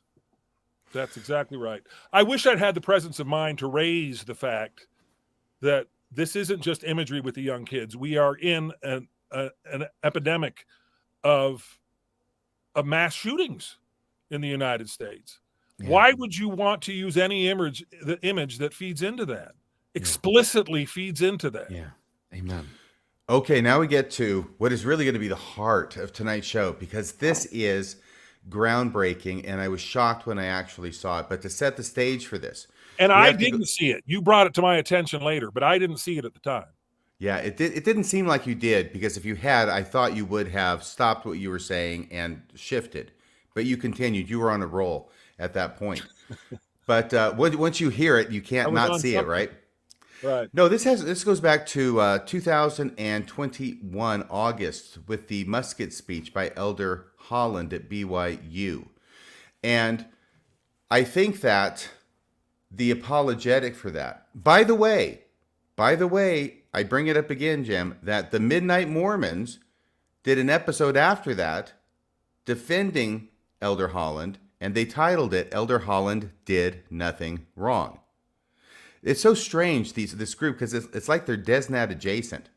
And I don't know that they are affiliated or are card-carrying members of Desnat. I don't think Kwaku is, certainly. I know Kwaku isn't. I don't think Brad or Cardin is either. I think they're dancing with the devil, and they don't realize, and they're going to get burned. Yeah, they're useful idiots. Yeah. On this, they are. I still have great affection for them as human beings. But when it comes to Desnat, there's just no excuse for the platform they're giving them. Right. And so I think the apologetic for Elder Holland is to take it to an extreme and set up a straw man and say that Elder Holland was not telling people to pick up their guns and go out and shoot gay people. And he wasn't. No, of course he wasn't. That's why he's a straw man, right? And I set forward what my position of it was the following November at the debate with the Midnight Mormons. So that's November, August, September, October. That's just 3 months later. And I say what it is that I felt about that. And it's not so much that he intended it to be a call to arms, but that it could and might likely be taken that way by certain segments of the LDS Church, segments of which he has to know exist. Do we have that part, Bill, from the debate? Yep. Okay, here we go. Thank you. I think that one of the things I'd want to cover, and which we do cover on a number of episodes, has to do with social issues. And it has to do with, right now, today, the reluctance of the church to accept on an equal footing in its membership gay people, lesbian people, trans people, and any other kinds of people. I'm sorry if I'm forgetting some of the different categories, but I think you know what I'm talking about. Every time the church seems to take one step forward, then something happens when Elder Holland gets up and starts talking about muskets. And everybody goes, what? Especially from Elder Holland. I've heard from a number of seasoned members of the church boomers how disappointed they were with what was said, not only because of what was said, but because of who said it. They had an idea that their hopes were pinned on Elder Holland to be a moderating influence. And then he gets up at BYU in August of this year, 2021, for those listening in the future, and he starts talking about musket fire. And I know that you did an episode defending him on that. The deal is this. No, he wasn't saying go out and get your muskets and start shooting gay people. We understand that. The deal is that in an environment where in the church we have got extremely fringe right DesNat people who are very willing to take up arms against the sea of homosexuals, and by opposing in them, forgive me, Shakespeare, using that kind of language is not cautious. It is not prudent. And a good, wise leader recognizes the fact that there are people who will hear that message and may go out and do things that the leader would never come out and want anybody to do. You've got to be careful about that. So there we go. Thank you, Bill. So there I am 3 months after the speech saying what it is I thought about it, my concern with it. And the thing that shocked me is that on Sunday, April 23rd, we've got a card-carrying member of DesNat who admits it. That yes, she was looking at this statement by Elder Holland regarding muskets as a justification for her continued promotion and production of violent imagery. So do we have that part? The background here is that Cardin, I think, has just been talking or will be talking about how it's very common for the youth of today to use violent graphic imagery, and it really doesn't mean anything. And you, without missing a beat, Jim, take him to task on that and start comparing that to the LDS Church. And does the LDS Church use violent imagery to preach the gospel? And then there's Guadamax there at the bottom. Listen for what it is she says. It's one word in the middle of this. Can't hear it. Yeah, me either. I'm just trying to figure out why that is. Give me a second here. Let's do this. Let's refresh it and see what happens. Okay. This will be a 3-minute clip. So it should have lots of context. And we're going to have to... We still don't have any sound. So this will be from the... For those of you watching at home, it's from the 34... Is it 34:47 mark? Let me see here. So, 34... Oh, go ahead. 34:47 mark. Go ahead. Please. What's making this one different? I thought I saw, it's hard to see because it's kind of small. But if you go and you right click on the tab, I thought I saw like a mute button on there, or maybe it was just when you hit it on the thing. But if you right click, unmute tab, the whole tab is Thank muted. You. Yep. Perfect. Let me go back here to 34. What would we do without Maven? I know. I must have bumped Frodo that wouldn't have somewhere. gotten very far without Sam. Okay, let me mute this for a second, get to the 34:47. Perfect. Okay, here we go. Correct their behavior. Like we talked about in the Can you increase the volume? recent live stream we just did, it becomes very easy for us if we start getting into this us versus them thinking to then be like, you know what? I'm willing to condemn these people and push them away and say they're bad and horrible and evil people, which ultimately harms our ability to even interact in a way that will get us all on the same page, right? Can I stop it there just quickly? You had a long time. Yep. Well, I guess maybe I'll say this here then, but since this went out, that argument has been presented to me by people in the church, to say things like, look, Jim, you talk about how inspired you were by President Nelson's talk. And here you are not willing to build bridges with Desnat. You're not willing to reach out. You're doing us versus them with Desnat. So you are an absolute hypocrite because you're not willing to sup at the table with Desnat. And on its face, that seems like a nice, gentle argument. But it's not, because finding common ground with evil, even President Nelson at one point said in his talk, I'm not talking about peace at any price. You don't negotiate with terrorists. You don't negotiate with terrorists. These people are beyond the pale. These people, Desnat is short for Deseret Nation. In other words, they are calling for a theocracy in which non-believers will be executed. And finding common ground with that, giving ground to that, is not acceptable in my mind, and it is not at all what President Nelson was talking about. No. So anyway, I hope I said that as clearly last week, but we'll see if I did. Can I finish, Jim? Jim? You had a long time to Can I talk. finish? Finish. Okay, then please don't I interrupt. wanted to kick him in the face when he said that. Could I finish? Here's the thing that I'm trying to get across with this, Jim.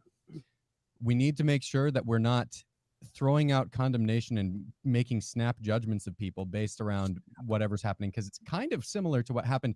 The comment that ended up lumping you in with the thing that I can't say about what would have happened in the temple. That's, I think, kind of a bit of a similar thing to what's going on here with you and your perception of Guadamax. She's not out here with Bowie knives. She's not out here with like the gun thing with the meme. Are you familiar with image flip, Jim? Do you know what that is? I don't care what it is. It's a meme making platform that's used by younger people all the time. What? I think this is a generation gap thing to a certain degree. No, it's not. Can I finish? Can I finish, Jim? Can I finish, or are you going to just keep on cutting me off? I didn't cut you off. I'll keep on cutting you off if you keep on saying things like this to me in order to be able to pick a fight.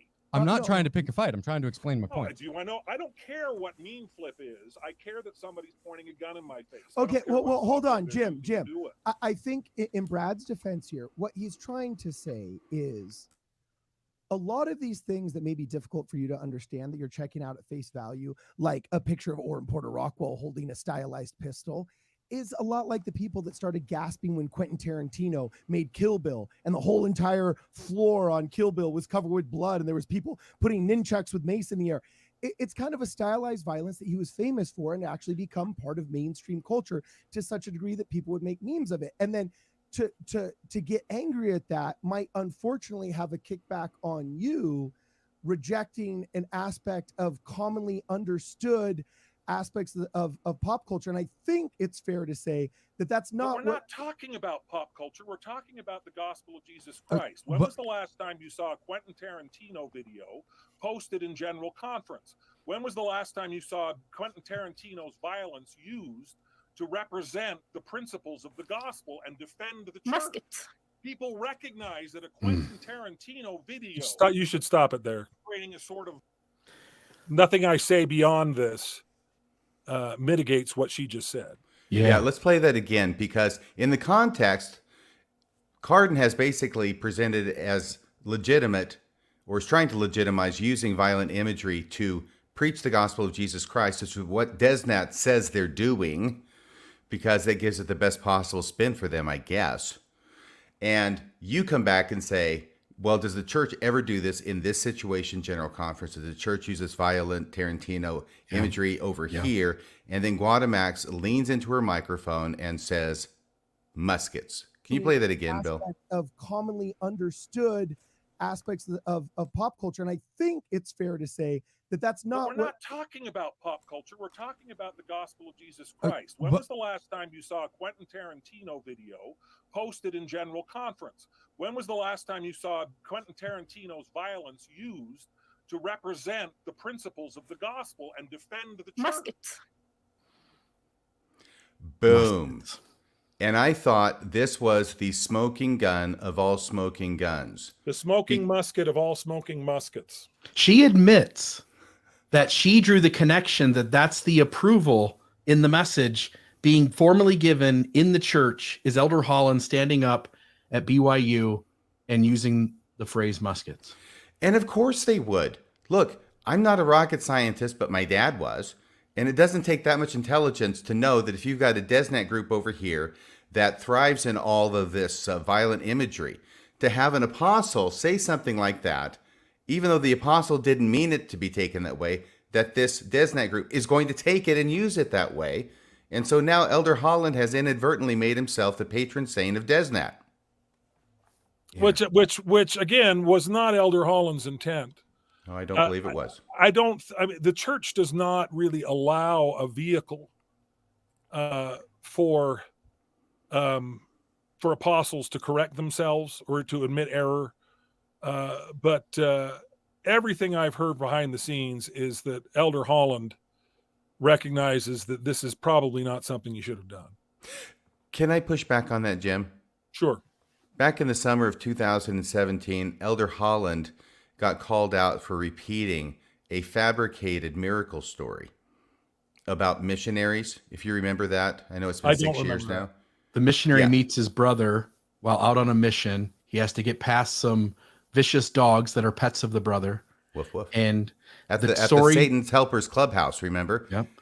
Yep. The story was told over a period of almost a decade by multiple leaders, including Elder Holland and members of the 70. And when word got out, namely because of Radio Free Mormon and Bill Reel beginning to talk behind the scenes and starting to make mention publicly that this story doesn't add up, Elder Holland, at least at the same time that happened, whether the facts that they portrayed or not, it's at the time that we brought it up, Elder Holland had to retract the story, and there was a giant article in the Deseret News and the Salt Lake Tribune that the story was a false faith promoting story. No, I shouldn't say it that way. That the story wasn't accurate, that the family had asked him not to share it because all the facts weren't true, and they had to retract the story. In other words, RFM, what you're saying is that there certainly has been moments in stories that that were less problematic to causing harm to people, where the church had no problem retracting it and admitting that they shouldn't have said it. Yeah, and I won't go so far as to say no problem. I'm sure it irked them, but then again, they felt this needed to be done, so they did do an article on it. They did do a retraction with the very same apostle. So I only say that in order to underscore the fact that, they do have avenues available to them, but apparently they've chosen not to take them as of yet. Maven, you're showing up. Hi, Maven. Yeah, I'm showing up, and I just want to show a video. It's only 6 seconds, real quick, but this was talking about perceived violence or towards the church. I think maybe there was. I think this was about the vandalism on a church building, but I may be wrong about it. But here's the video clip I want to share. One crazy guy with a gun. You can't overlook rhetoric. You literally can't overlook rhetoric. I just feel like Hardin's singing kind of a different tune when it's with Guadamax, when it's someone with DesNat. I feel like he's kind of flipping here, 180. And remember too, when when in St. George somebody lit one of the chapels on fire, again, off hours, nobody's in there, but they burned down a chapel, and they came out and said that the ex-Mormons wouldn't condemn the act. We wouldn't say anything. We were okay with it. And here is where actual violence against human beings is being advocated.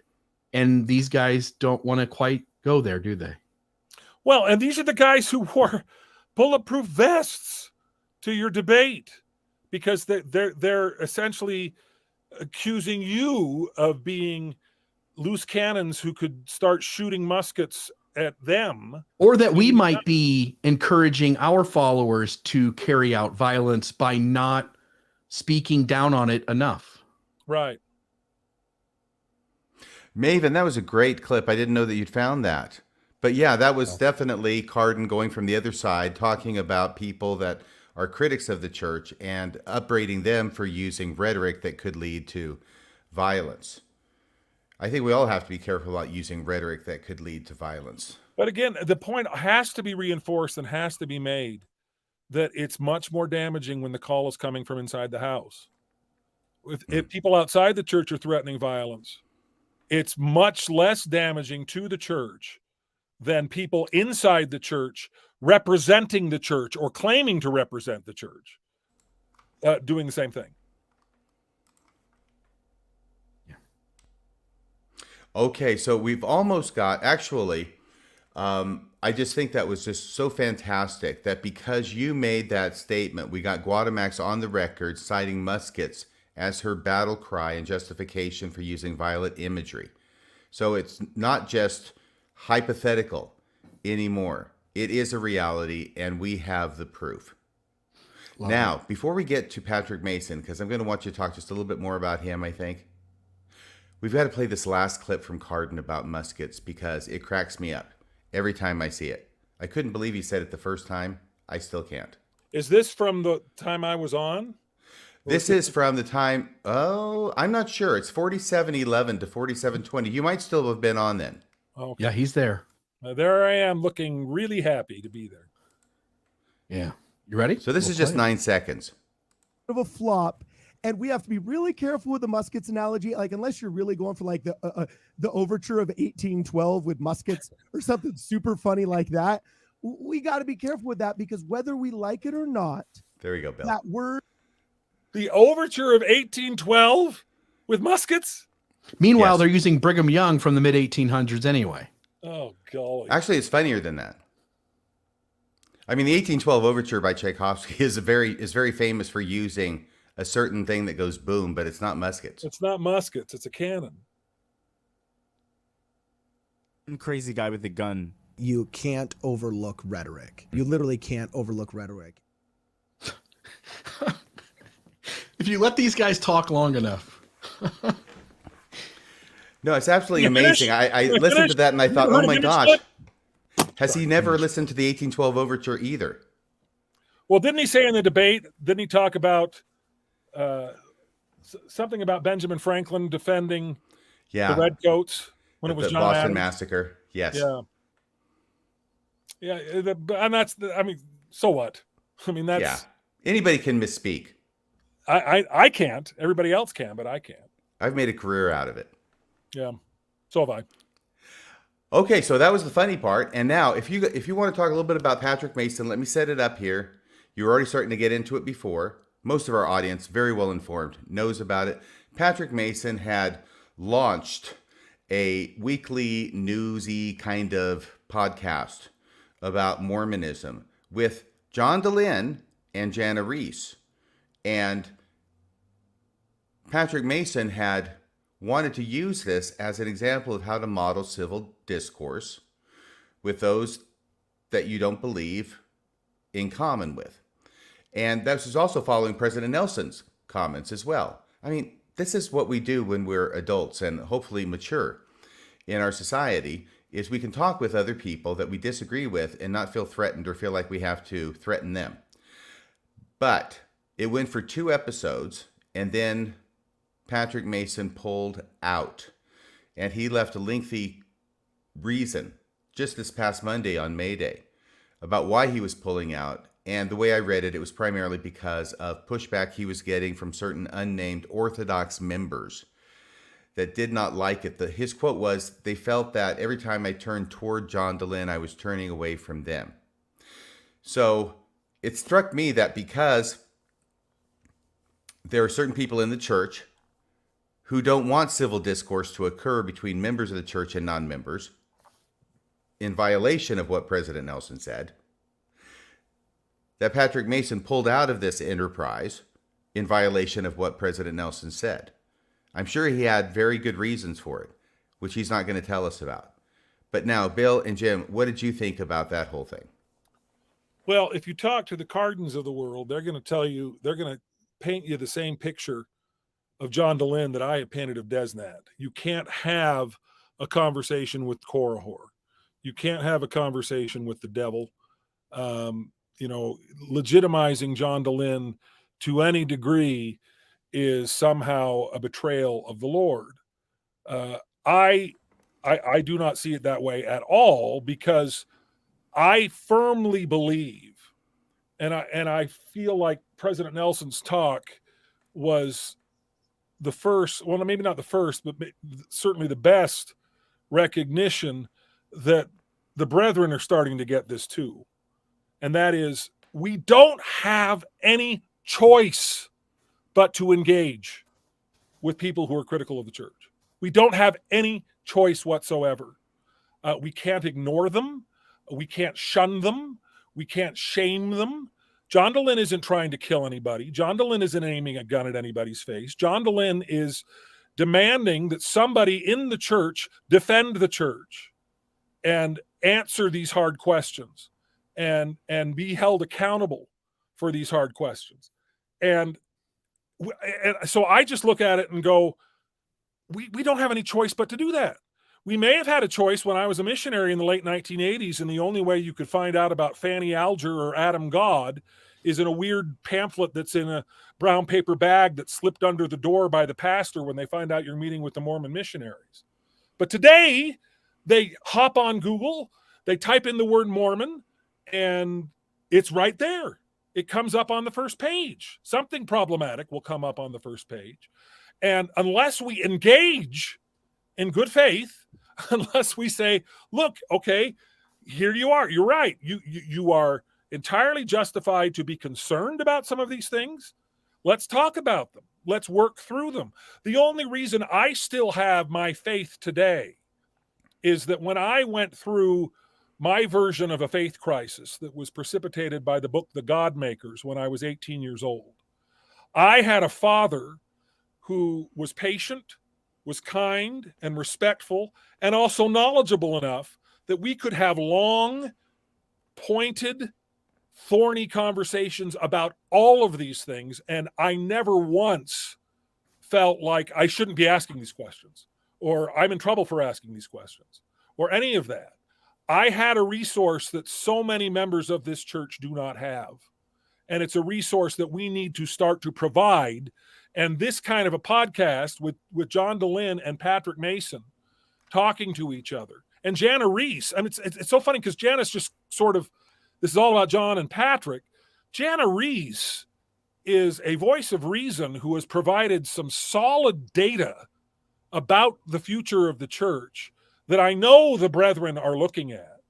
I know, the next Mormons made the rounds through the church office building because how could it not? It's got data in it. It doesn't have invective. It doesn't really even have an argument.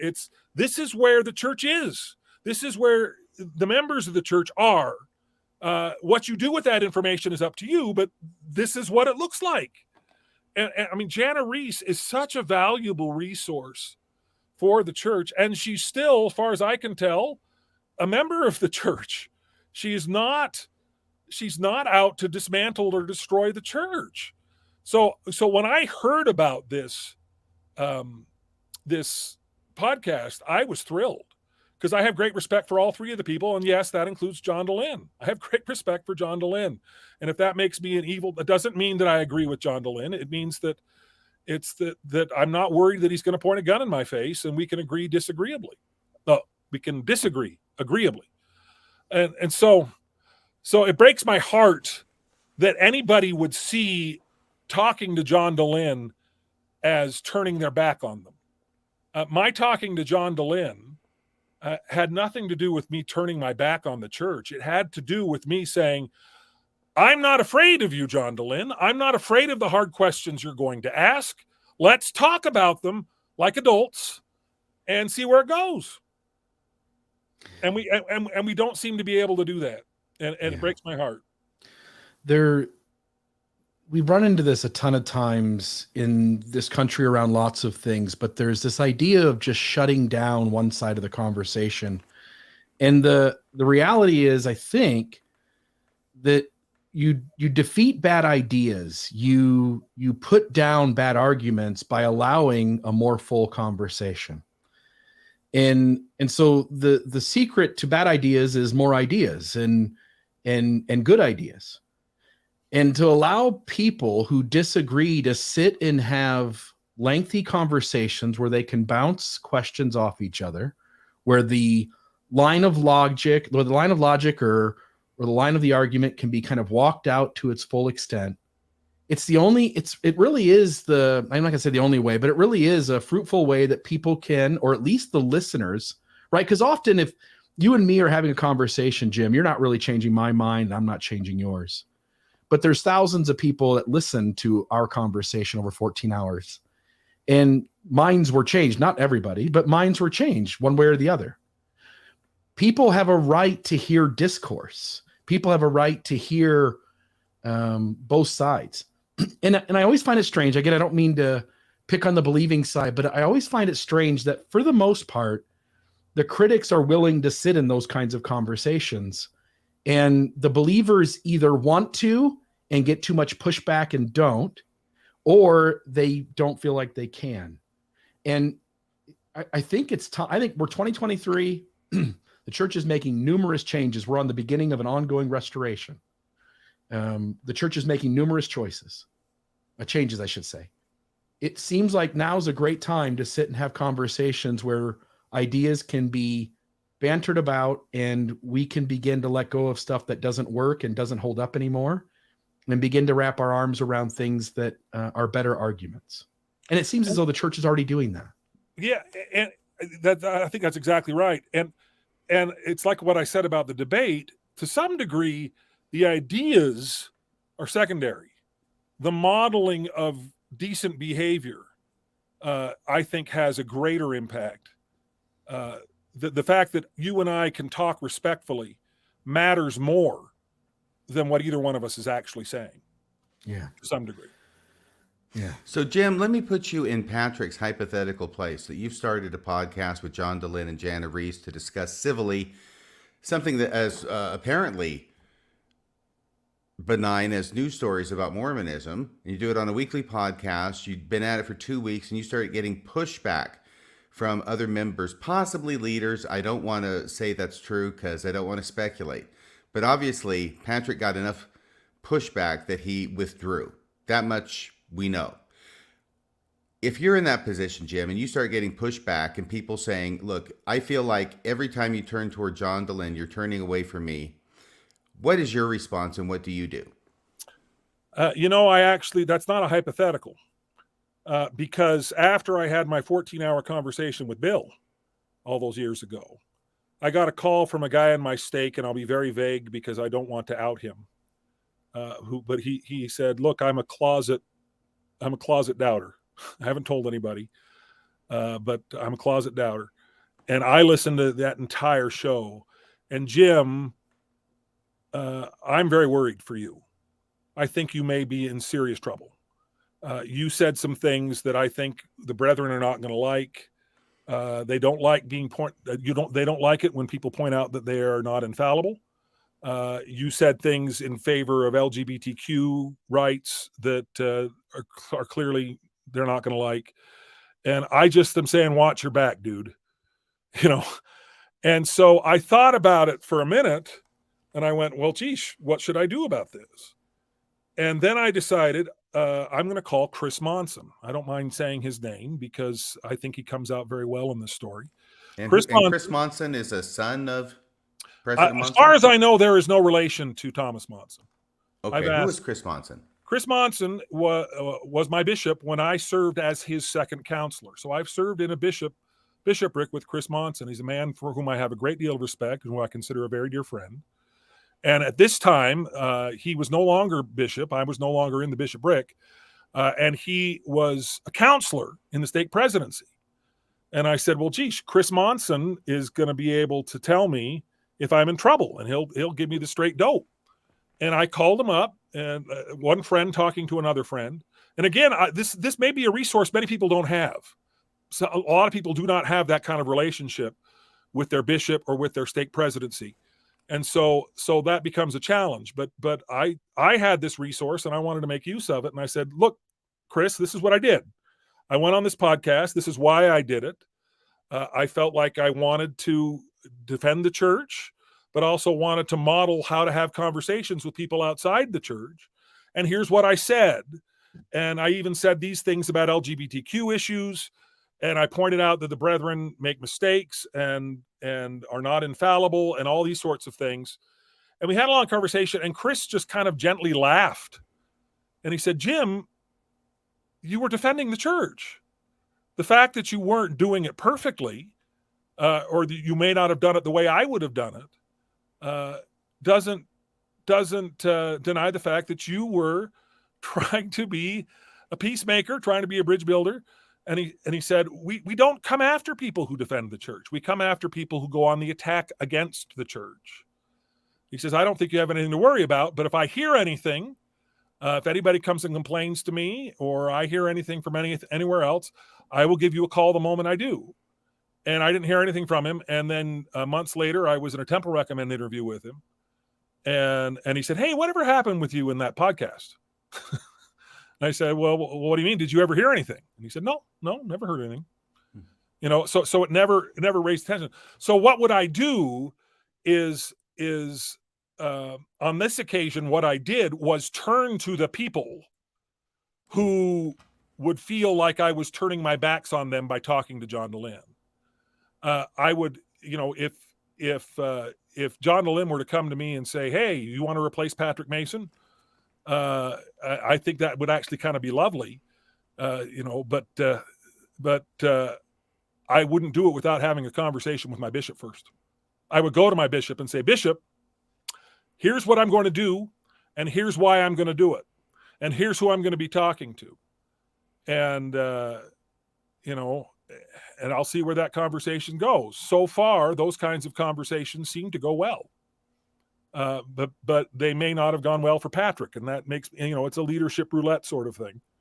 And that makes me very sad for Patrick that he didn't seem to be able to get that kind of empathy from whoever it was he was talking to. Right. Now, Bill, did you want to say anything, or are you ready to go to questions and calls?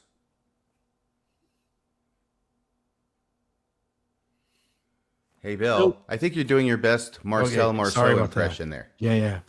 You're so old, RFM. I'll just add here, Jim, I'm deeply grateful. You did 14 hours with me. You did another 14 hours with John DeLynn. You seem like the guy in this arena who is willing to have these kinds of conversations, and either you're lucky and you're not getting the pushback that Patrick has gotten. And again, this is a different project, and he got the chance to talk to DeLynn, and he's been on our podcast years ago.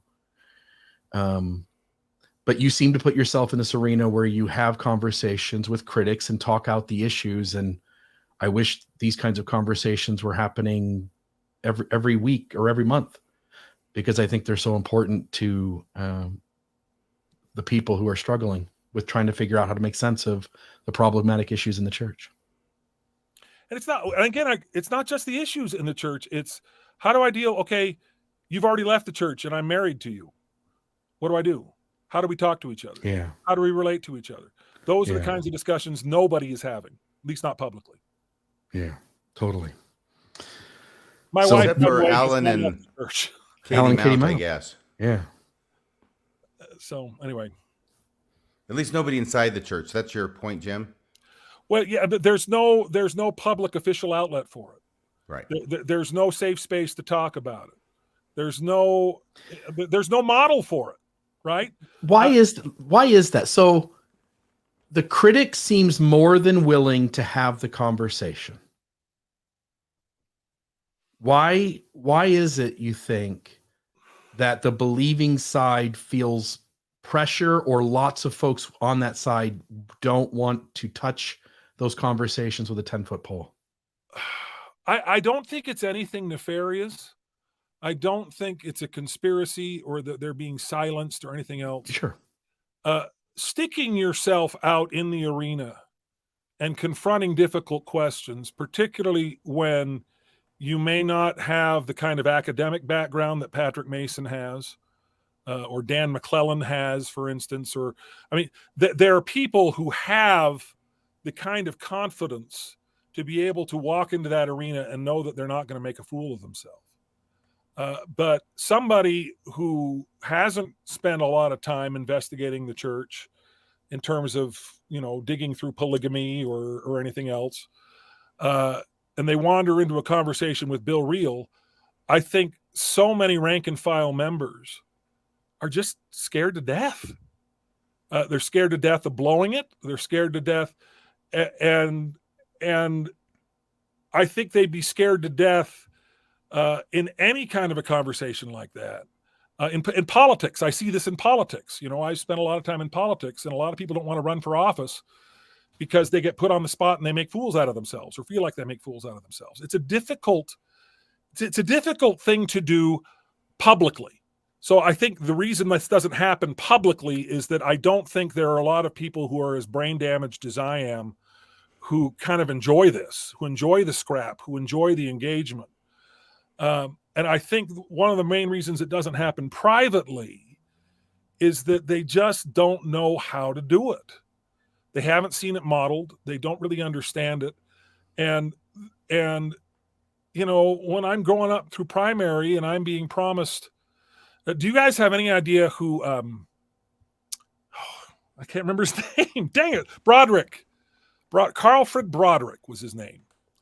Carlfred Broderick wrote a book called My Parents Married on a Dare. He was a psychologist at the University of Southern California, where I attended. He was a faithful member of the church. He was a stake president in the Los Angeles stake. He was a big advocate for sex education and got pushback from the brethren for that.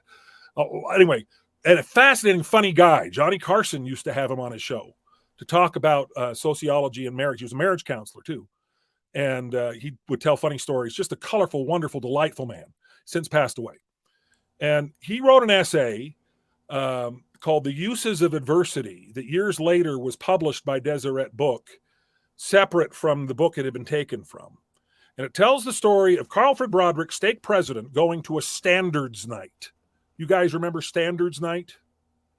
I remember that they were had by the younger people in the ward. Right. They were had by younger people. It was a night where there was some skit or some presentation that was just sort of to reinforce gospel standards.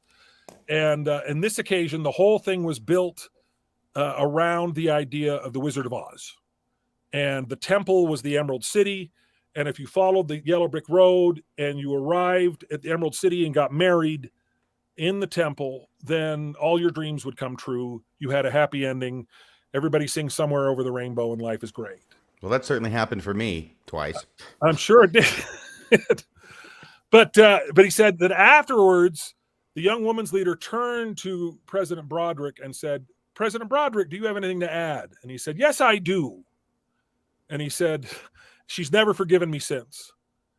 And the whole thing he said was, I do not want anybody here to believe that if you do everything right and you keep all the commandments and you get married in the temple and you go on a mission, that bad things won't happen to you, or that your spouse won't be unfaithful to you, or that your children won't leave the church and break your hearts, that you won't lose your jobs, that all these terrible things won't happen.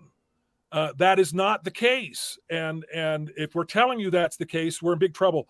And this was a sentence that I sort of carved on my heart after my daughter was injured. You know, my daughter was in a skiing accident and was left paralyzed from the waist down. And it was just absolutely heartbreaking to me. And I remember I kept reading this. Carlfred Broderick said, the gospel of Jesus Christ is not protection against pain. It is resource in the event of pain. And when pain comes, as it inevitably will, be grateful that you have this resource to help you deal with your pain. Mm-hmm. And I've embraced that, and that has meant so much to me over the years.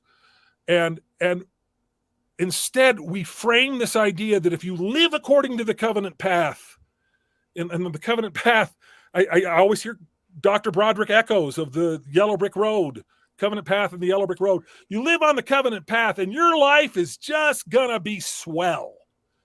And then all of a sudden your spouse comes to you and says, I don't believe anymore. Then your gay son comes to you and says, I'm not going on a mission. And in fact, I'm not going to church. And in fact, maybe I'm going to marry this man I've been dating without telling you. And you look at yourself and you say, but I'm on the covenant path, but I've done everything right. Why is this happening to me? And we've never, ever, ever sat and had conversations with, when this pain comes, here's how you use the gospel of Jesus Christ as your resource to deal with that pain. That's what the church should be. That's the value of the church.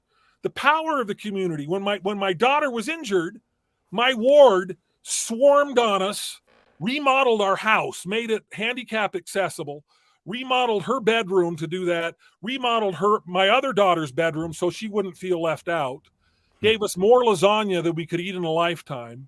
You know, all of this kind of stuff.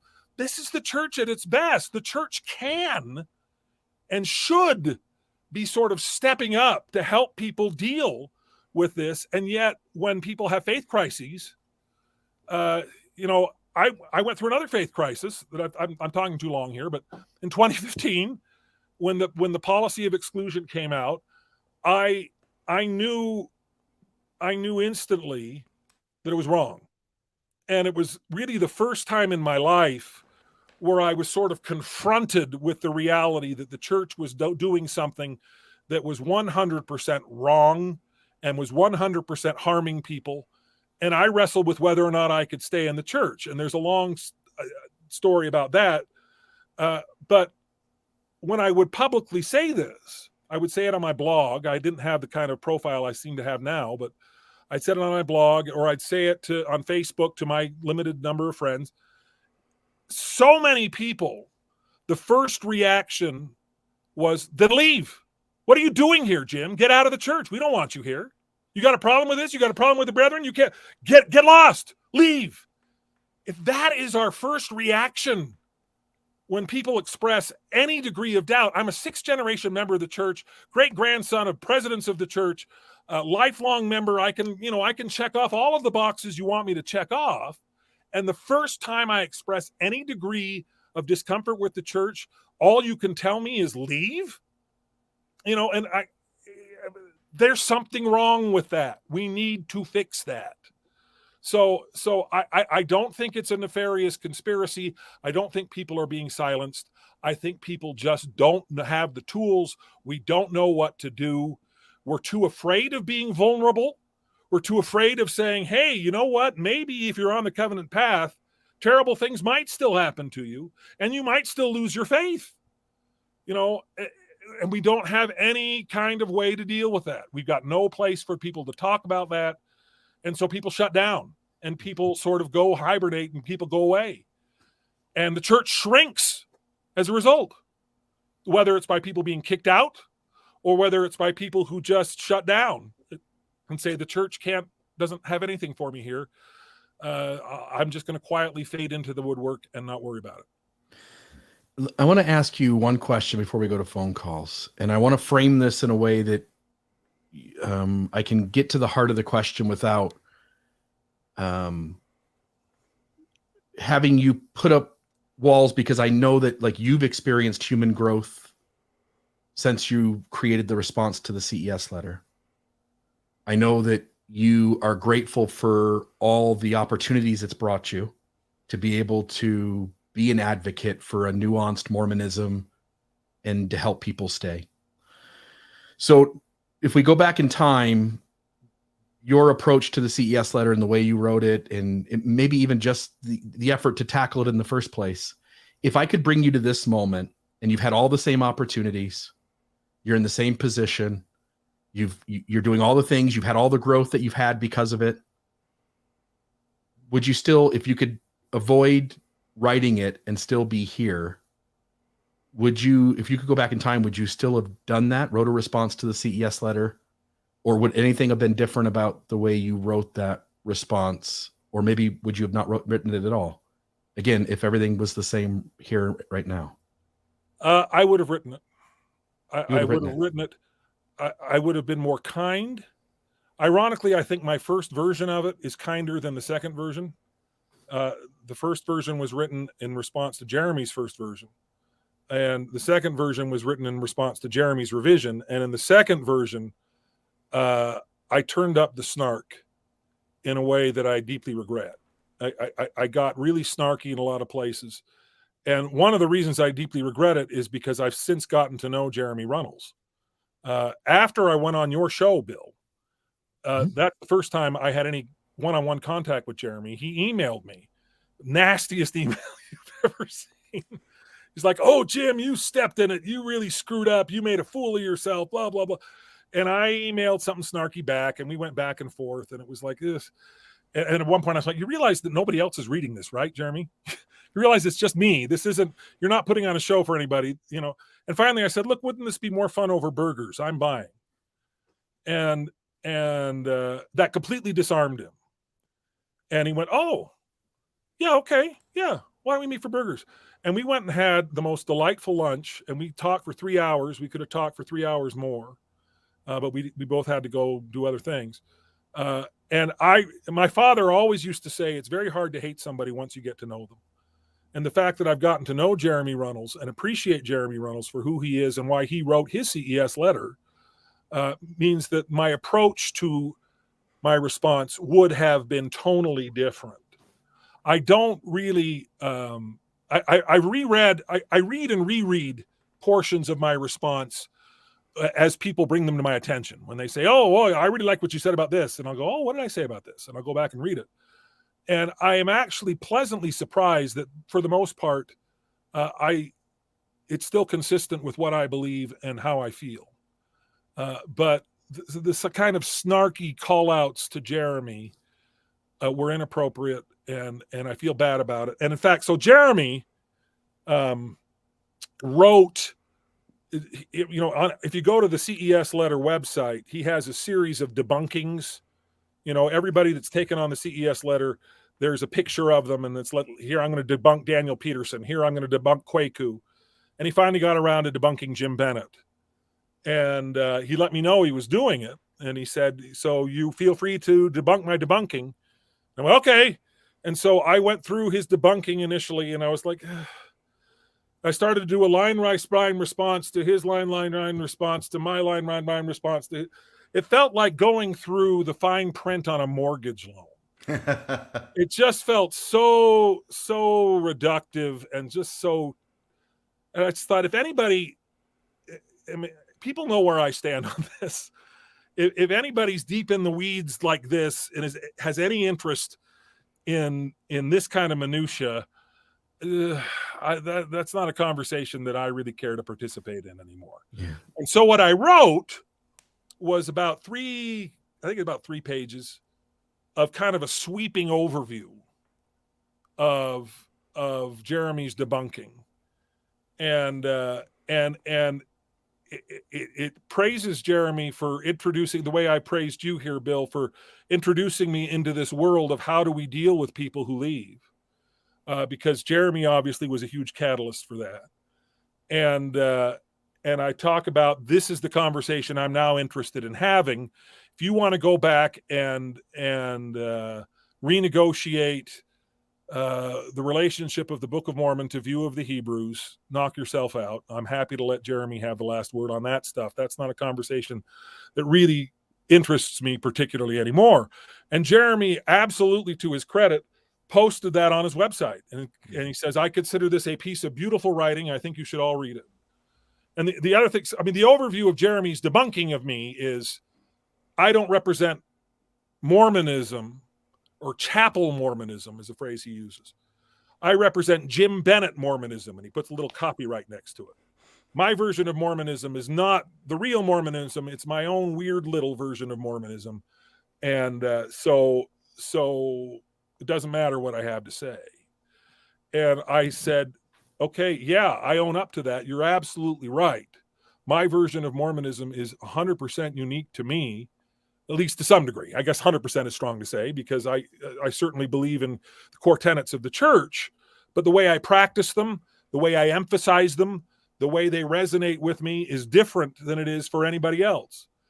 Jim Bennett Mormonism is unique to me, just as, so you guys aren't in the church anymore, but Patrick Mason Mormonism is unique to him. Jana Reese Mormonism is unique to her. Every member of the church practices their faith in an intimate and personal way. And how they negotiate the relationship of that individual faith with the collective faith of all of the entire body of Christ is a constant struggle and a constant negotiation and a constant dance. But no, absolutely. I was like, you're right. Jeremy's absolutely right. This is how I do it. And I didn't write the CES letter to offer the definitive answer on all of these questions and put them to bed. I wrote the CES letter reply to say, this is how I have looked at all of these issues and come out with a testimony on the other side. Your mileage may vary. Your mileage will vary. You may not do it the way I did it. But what saved me when I read The Godmakers was not that Gilbert W. Sharfs, who wrote The Truth About the Godmakers, offered the definitive, ironclad Moses from Sinai answers to all these things. He just said, hey, you know what? This is how I do it. I'm aware of this. I know this happened. And the way I deal with it is this way. And it was like, okay, Gilbert W. Sharfs, you seem like a sharp enough guy. If you can do this, maybe I shouldn't panic and figure out if I can do this and figure out even if it's worth doing. So my answer to your question is very long, but the short answer is yes, I would still write the CES letter. I would probably have called Jeremy Runnels out of the blue, being nobody. I have a cousin, actually, who's very good friends with him, who was a mutual contact. So I said, could you put me in touch with Jeremy Runnels? I said, Jeremy, I've read your CES letter. I would like to respond to it. And I'd like to talk to you while I'm doing it and tell you what I'm saying. And I think if I had done that, sort of made him a co-conspirator rather than an adversary, I think the tone of that CES letter would have been very different. I don't know that the actual content would have been. Yeah, I also think it'd be interesting if at some point a project is tackled where people on both sides of the aisle, but compassionate and kind and willing to have the dialogue, could work out these issues in a way where they allow the language that says, hey, you know what? On this area, the believers got the stronger position. And over here, the critics got the stronger position. Because I think it's always because the public's watching, it's always battled from these two ends of the spectrum. Church is true, church isn't true. And I think there's a place to come together and go, the Book of Abraham is problematic. The answers, here's what the apologists say. You can make it work that way, but maybe that's not the most rational way to do it. The trouble is that the church needs to be right on all the truth claim issues on all of them. And so it's really tough to give up any ground, because just a little bit of ground to the critic might mean the church isn't what it claims to be. But I think it would be very interesting to have two sides talk about the issues in a way that allows the reader to sense the strength of these positions and the flaws in these arguments. I think that's what Jim's dad tried to do in the book that he wrote. Yeah, I think it is. I think it's which I have on my shelf, by the way, Jim. It was one of the foundational books when I was a Mormon that I deeply loved. And I even created an episode in Mormon Discussion Podcast about Nephi's faith development along Fowler stages of faith based on Bob Bennett's book. No, Bob Bennett was, it's really interesting. And I said this to Jeremy. My father passed away on my father gave a fireside in the Arlington, Virginia ward about the Book of Mormon when he was dying from pancreatic cancer on the 10th of April of 2016. On the 11th of April in 2016, he suffered a massive stroke and was dead 3 weeks later. I published my CES letter reply on April 1st of 2016. In retrospect, publishing something on April Fool's Day isn't always a good idea. But my father had not yet suffered that debilitating stroke that was just a little over a week away. And he read through the CES letter. We discussed my reply to the CES letter, loved it. We discussed it at length. It was like the old days when I was discussing the Godmakers with him. It's one of my most precious memories of him. And it's the last thing of any length that he read in this lifetime. And Jeremy Runnels, I credit, gave me that final beautiful connection to my father, for which I can never repay him. I am so grateful that he did that. But I mean, as I listen to you, Bill, it's like I think maybe where I'm different, where I have learned and grown, is that you are very concerned about, okay, well, this argument is more important and it is more persuasive than the apologist argument, et cetera, et cetera. The content of the arguments is really secondary or tertiary to me at this point. Mm-hmm. What's primary to me is the ability to communicate kindly. If we can get that down, then we can get down to the nitty gritty. But right now, we don't even seem to be able to take that first step. And that's the huge roadblock. We're terrified that if we talk to Korihor, whoever Korihor is today, that we're doing something evil and we're doing something wrong. And then suddenly Korihor is a member of your family. And you don't have any ability to handle it. You don't have any ability to deal with it. And so I want to spend the rest of my days essentially modeling, how do you do it? And if you leave the church after talking to Jim Bennett will continue to love you and support you and think you are wonderful. I've said this to all of my children. I said, my love and support for you is in no way contingent in your relationship with the church. And they know that. They know that to their core. And I'm grateful for that. And I think we need to have more of that. Love that. Okay, you ready for some phone calls, RFM? I am. Are you, Jim? Yeah, I guess so. My wife hasn't come up here to tell me to walk the dog yet, so I think I'm well, okay. That's good. Okay, first Yeah. up in the queue is Cardin Ellis. He wants to ask you a question. No, it's not. That would be funny. It wouldn't be a new thing for him, by the way. He has come on to our show in the chat. I would love it if Cardin would have called in right now. Yeah. I really would. I have no animosity to Cardin Ellis. I really don't. I quite like Cardin Ellis. Cardin Ellis is a lot of fun.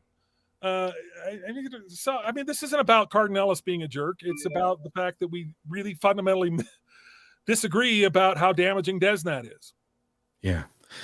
Number, by the way, there's one open call phone line, 662-667-6667.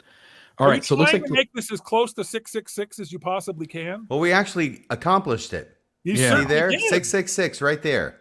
It actually, what we did, Jim, is if you type in the 667-6667 on your phone, it spells the word Mormons.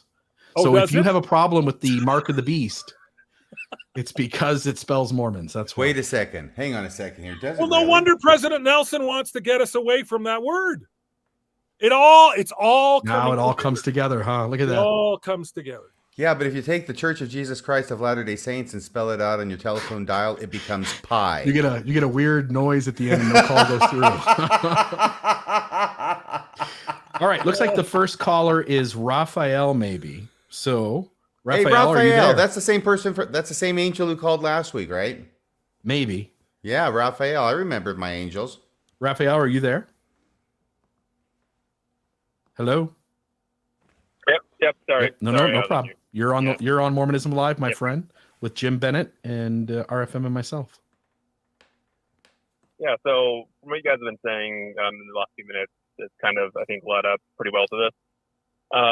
But from what I understand, what Bill initially wanted with the Midnight Mormons, instead of like a debate, was like a long form discussion going through church truth claims.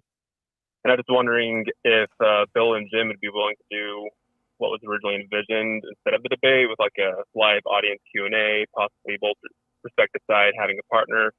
Also, perhaps like comparing worldviews might be interesting too. Yeah, I'm definitely open to that. Jim would be a very fair, balanced interlocutor to have that kind of conversation. Again, I certainly would. I'd be happy to do that, and I think Bill and I have reached a sort of understanding of each other that would make that productive. Yeah. It would not be a debate. No, it would just be a absolutely conversation. not be a debate. Exactly, a long form discussion. It would be a long form discussion. It would be a conversation, and I want to. I mean, you've heard how stinking long I'll talk here, but I could talk about this stuff till the cows come home. Yeah, me too. And I think Bill would be a great person to sure. I don't know if it'd be nearly as fun as the spectacle of three guys walking in with bulletproof vests and the posturing and the goofiness. But yeah, sure. Okay, I'll reach out to you when the show's over. I think it'd be cool. Like I don't have a chance to make to that debate, but I think just like a live audience type forum is a good venue. And I think we could, a lot of we people could do it enjoy something like this. Rather than the trouble with putting it in just a building is that 100 people get to listen to it. Doing something where you and I would sit across from each other on a computer like this and allow a live chat and allow reasonable questions to come forward, I think would be very productive, and we could easily just keep away from the conversation, comments or questions that are distracting to what we're trying to accomplish. Well, we've done that to some degree. We did that for 14 hours a few years ago. But we're both in a different place now too. Yeah, a little bit. Well, I think we also both kind of understand each other better than we did then. Yeah. So anyway, I'll follow up. I want you to do this long form 14-hour discussion again, just so that I can watch Bill take a victory lap afterwards. That's nice. I wouldn't. Yeah. I wouldn't. And this is kind of a shameless plug, because I've actually started my own podcast with a friend of mine named Ian Wilkes, who nobody's ever heard of. Please plug away. We're calling it Inside Out. Ian is from a working class background in Yorkshire, England, who at one point stuck a broom handle in the spokes of a missionary bicycle and watched the guy tumble into a hedge, and lived kind of a rough and tumble life, joined the church at the age of 16, became a rock solid active member of the church, served a mission with me in Scotland, which is where I met him. And he was everybody's hero. I mean, this was the guy who was just the legend who did all this stuff. And he came home, married in the temple, became a bishop in Scotland, moved back to Scotland and was a bishop there, moved to Canada, was called to a stake presidency, and called me at one point and said, "Hey, I want you to come up to Canada and speak to my young single adult board." And I went, "Oh, I'd love to do that." He says, "Yeah, I'll talk to our stake presidency. We'll work out logistics and we'll call you back." And I didn't hear anything from him for a couple of months. And I finally called him and said, "Ian, am I still coming up and speaking?" And he said, "Oh, I don't know. I've left the church." Here's the stake president's number. You can call the stake president. But he left the church while he was in a stake presidency. Mm-hmm. And the story of his conversion is really compelling, and the story of his exit is very compelling. And after he left, found himself a total pariah, was spoken of in wards. People would stand up and say, "Don't be like President Wilkes. He fell from a great height. Now his life's about to go off the rails." And he's like, "My life hasn't gone off the rails. My life, closer to my family than I've ever been. I have more time for them than I ever have, because I used to be serving in these high demand church callings." But anyway, so we're calling the podcast Inside Out, and all we're doing is having these kinds of conversations. And he still has great love and affection for the church.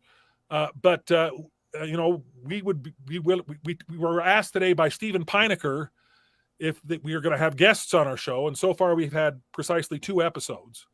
Yeah. But we are open to that too. So yeah, those kinds of discussions are what I'm doing in that podcast. It's what I'm trying to do here. And anyway, so here we go. Love it. I think it's a big deal. So I love that. Okay. Looks like the next caller is, I don't get a name on this one. So caller, what's the name? Hello? It's Colby. Hi, Bill. Hi, Jim. Hi, RFM. Say the name again. Colby. Colby. Gotcha. Awesome. Go ahead, Colby. Well, when RFM and Jim were on the last time Jim was on the show, I called in and really kind of pushed Jim on what he personally, I love Jim's version of Mormonism. I was just sitting here thinking, Joseph Smith, in the Joseph Smith history, has this line, right, that he felt like Paul before King Agrippa. When I listen to Jim, I feel like King Agrippa listening to Paul. And I'm like, man, Jim, I love your vision of the church. And the biggest thing I wanted to call in and say, Jim, was that I kind of pushed you on that, and I really appreciate you stepping up and doing this podcast to put your money where your mouth is. You are such a sincere person. It's so clear that you believe what you claim to believe, because it matches your actions. If the church was full of people like you, it would be a completely different organization. And I sincerely hope that your progressive values win out in the church. Sincerely. Even though I don't think I could ever go back. How much did my mom pay you to call and say those things? That's very, very kind. Thank you. It's true. And it's true. And we've exchanged a few times on Reddit. I think the other thing I just wanted to thank all three before is modeling such a civil conversation. You know, this month last year, Jonathan Haidt wrote a piece in the Atlantic called "Why the Past 10 Years of American Life Have Been Uniquely Stupid," and it highlighted tribalism, and it analogizes our society today to the Tower of Babel allegory, where people, depending on the echo chambers they build up for themselves, you get to the point where you can't even speak the same language as people in your country, your state, your town, your family.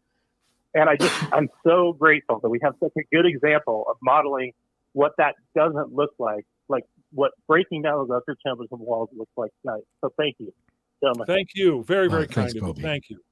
Thanks, Colby. Oh, just a note here. Maven had some technology issues, but she said there was a caller maybe last week or a couple weeks ago that was named Jeff.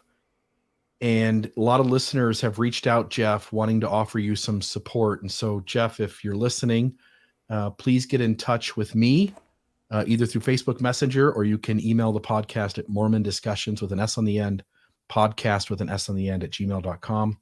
Or you can reach out to Maven on Facebook as well. I don't know necessarily what that was. Maybe that was the week I wasn't here, but folks, and then Maven's email is theamazingmaven@gmail.com. But if you're listening, there were a lot of folks who wanted to give you support, and Maven kept track of some of that information. Would love to pass it on to you. So hopefully we'll hear from you. Okay, one last call, and then we'll end it for the night here. This last one here is Andrea. Andrea, you on the line?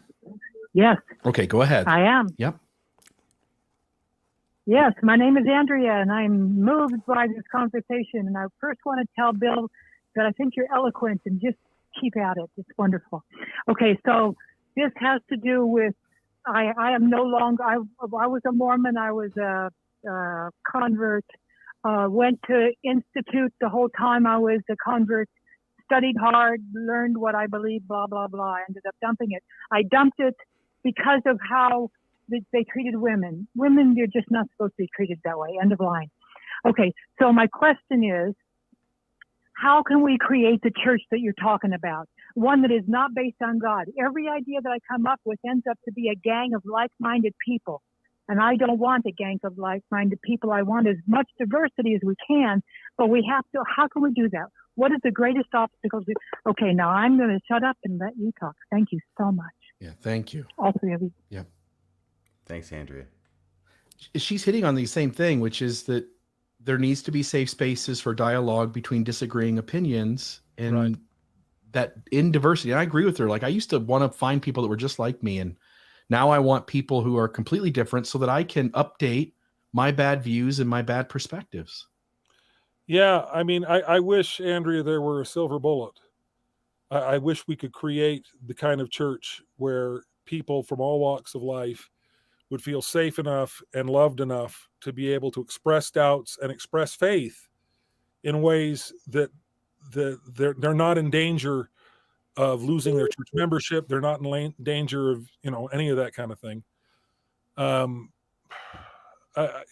It's the cliche, right? The starfish analogy, the guy walking along the beach, picking up starfish and throwing them back in the water, and you realize it's not going to make any difference. Look at all these starfish, the millions of starfish in the beach. And the answer is, it made a difference to this one.